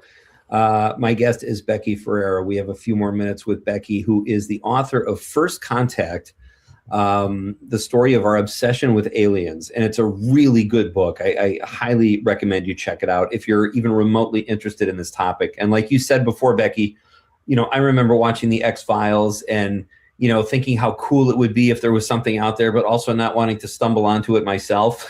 It's just kind of a creepy, eerie thing. If you, of all the conspiracy theories or theories you've heard, and maybe you uncovered some while writing the book, what are the ones that are most likely to be realistic or true in your opinion? As to the existence of the existence of aliens? Of aliens or extraterrestrial life, yeah. For me, like I said in the previous segment, I adjudicate more the scientific side of it. So by kind of definition, a conspiracy theory is a different kind of evidence that I'm not good at evaluating. And I certainly, there's it's such a deep rabbit hole that you can get into with so many of these. We talked about Roswell. I do think the most parsimonious interpretation of that one is that was like the top secret Project Mogul kind of balloon issue there. But I'm not convinced by the evidence that I've seen so far that, for example, that we have a high bar of evidence that aliens have come to Earth at any point. I know lots of people disagree with me on that one. That was my next question, actually. Well, that's very much a growing, a lot more Americans believe that than even 10 years ago. It's gone from like a third to half. So that is a very common, but for me, I think the evidence, like if there is, for example, as a lot of these, in the age of disclosure and recent documentaries like that, these government officials intimating that there is a secret program that is hiding the evidence of aliens that have come to Earth. I won't believe that until I can have evidence of that is like adjudicated by an institution. And I think that is a limiting way to kind of do things, but that is the way that I do it. I require peer review from experts in the area to tell me that is like correct, right? That is so refreshing because most of the books or most of the people are just like, oh no, I saw one, they exist. And it's like, well, who are you? And I remember with the California wildfires, everybody becoming a fire marshal expert all of a sudden on wildfire. Like I want to trust people like you so much more when you're just blatantly honest, and you haven't seen proof that is enough to convince you yet. You also use humor very well in the book. Was that a conscious effort when you started out writing it, or is this like the kind of thing where you're like, how can I not be funny here sometimes? I've always liked using humor as part of science communication, and it's my style. Like I was very lucky that for 10 years I was writing for Vice's science vertical called Motherboard, which was a really fun science site and super amazing team. And they were fine with me, where appropriate, you don't want to make jokes about people's research and things like that, but where appropriate, being funny. And often, scientists are often very funny too, depending on the research, and they might make jokes as well. And just encouraging levity, because I think that's such a great way to get people interested in topics that they might not be interested in. At the same time, so that was already my natural writing style. It's aliens, like you can do so much, right? Like they're naturally they appeal to our imagination, to our creativity, and to our humor, and to our fear response too, right? Like there's really nothing you can't do with them. So and there's so many great comedies that involve aliens too, and so it's just like it was definitely part of the book that I knew I wanted to have to help people kind of like relate to these topics. Yeah. It's just great. You're very good at it. Thank you. Well, tell us a little bit about your newsletter 404, The Abstract. That sounds kind of cool. Yeah, so some of the people from Motherboard have now created their own journalist-founded site, which I highly recommend, called 404 Media, and does a lot of fascinating tech reporting, and they're great reporters, and I contribute to the science side of the site. If you go to 404media.co, you will find my newsletter there called The Abstract, which is a roundup of the studies I found most interesting every week. And I also have my own personal newsletter called The Bex Files, BEXfiles.ghost.org. I believe I should probably memorize that. No, ghost.io. Sorry, it's a newer one that I'm running, but it's mostly aliens because I remain obsessed. So it's mostly news about aliens, mostly from a scientific or pop cultural kind of a viewpoint, because I feel that that's sort of where like I said, my expertise lies. So I'll catch all the new studies that are about astrobiology and things like that. We have about a minute left, and this is unfair, but I'm going to ask you to squeeze in an answer to 2 questions in a minute. Mm-hmm. What is your favorite Hollywood film or TV show regarding aliens? And then what does it mean in your book when you say you thank your parents for all the fish? Yeah. Okay. Well, I think probably my favorite movie just came out recently called Nope, which I really recommend. Yeah. It's a great alien movie. And it's hard not to put Star Trek Next Generation in there too, but what can you do? And then Great. Thanks for All the Fish. That's a reference to Douglas Adams's Hitchhiker's Guide series, which I was really raised on. It also has a lot of fascinating aliens. So as you can see, I really had no choice but to be interested in it. But my parents are 2 Brits who love Douglas Adams. So that was basically, that radio play was on all the time. And so it's kind of a little fun. I love it. Have you seen the show, just a few seconds, 3 Body Problem? Oh yeah, I read the books. I tried to get into the show. What did you think? The show, it took me a while to get going on it, but I really liked it. I can't wait for season 2, but let's discuss that when you come back next time. I would love to have you back and do more of a deep dive into this stuff. Congrats on the book. incredible achievement and a very good read. Please don't be a stranger, Becky, and keep up the great work. Pete, it was so much fun. Thank you for having me. I appreciate it. You got it. Becky Ferreira, folks, check out First Contact. It's just such a great book, and you'll love reading it, especially if you're even the least bit obsessed with aliens. I'd like to thank all my guests tonight, Joe Schwaba for his movie review, Adam Hess for making the popcorn pick of the week, and my guest, Becky Ferreira. And thank you for all your calls and texts. Another fun night here at Night Late. We will be back to do it all again tomorrow. On behalf of the lovable producer, Conrad, I'm Pete Schwaba saying good night, Wisconsin.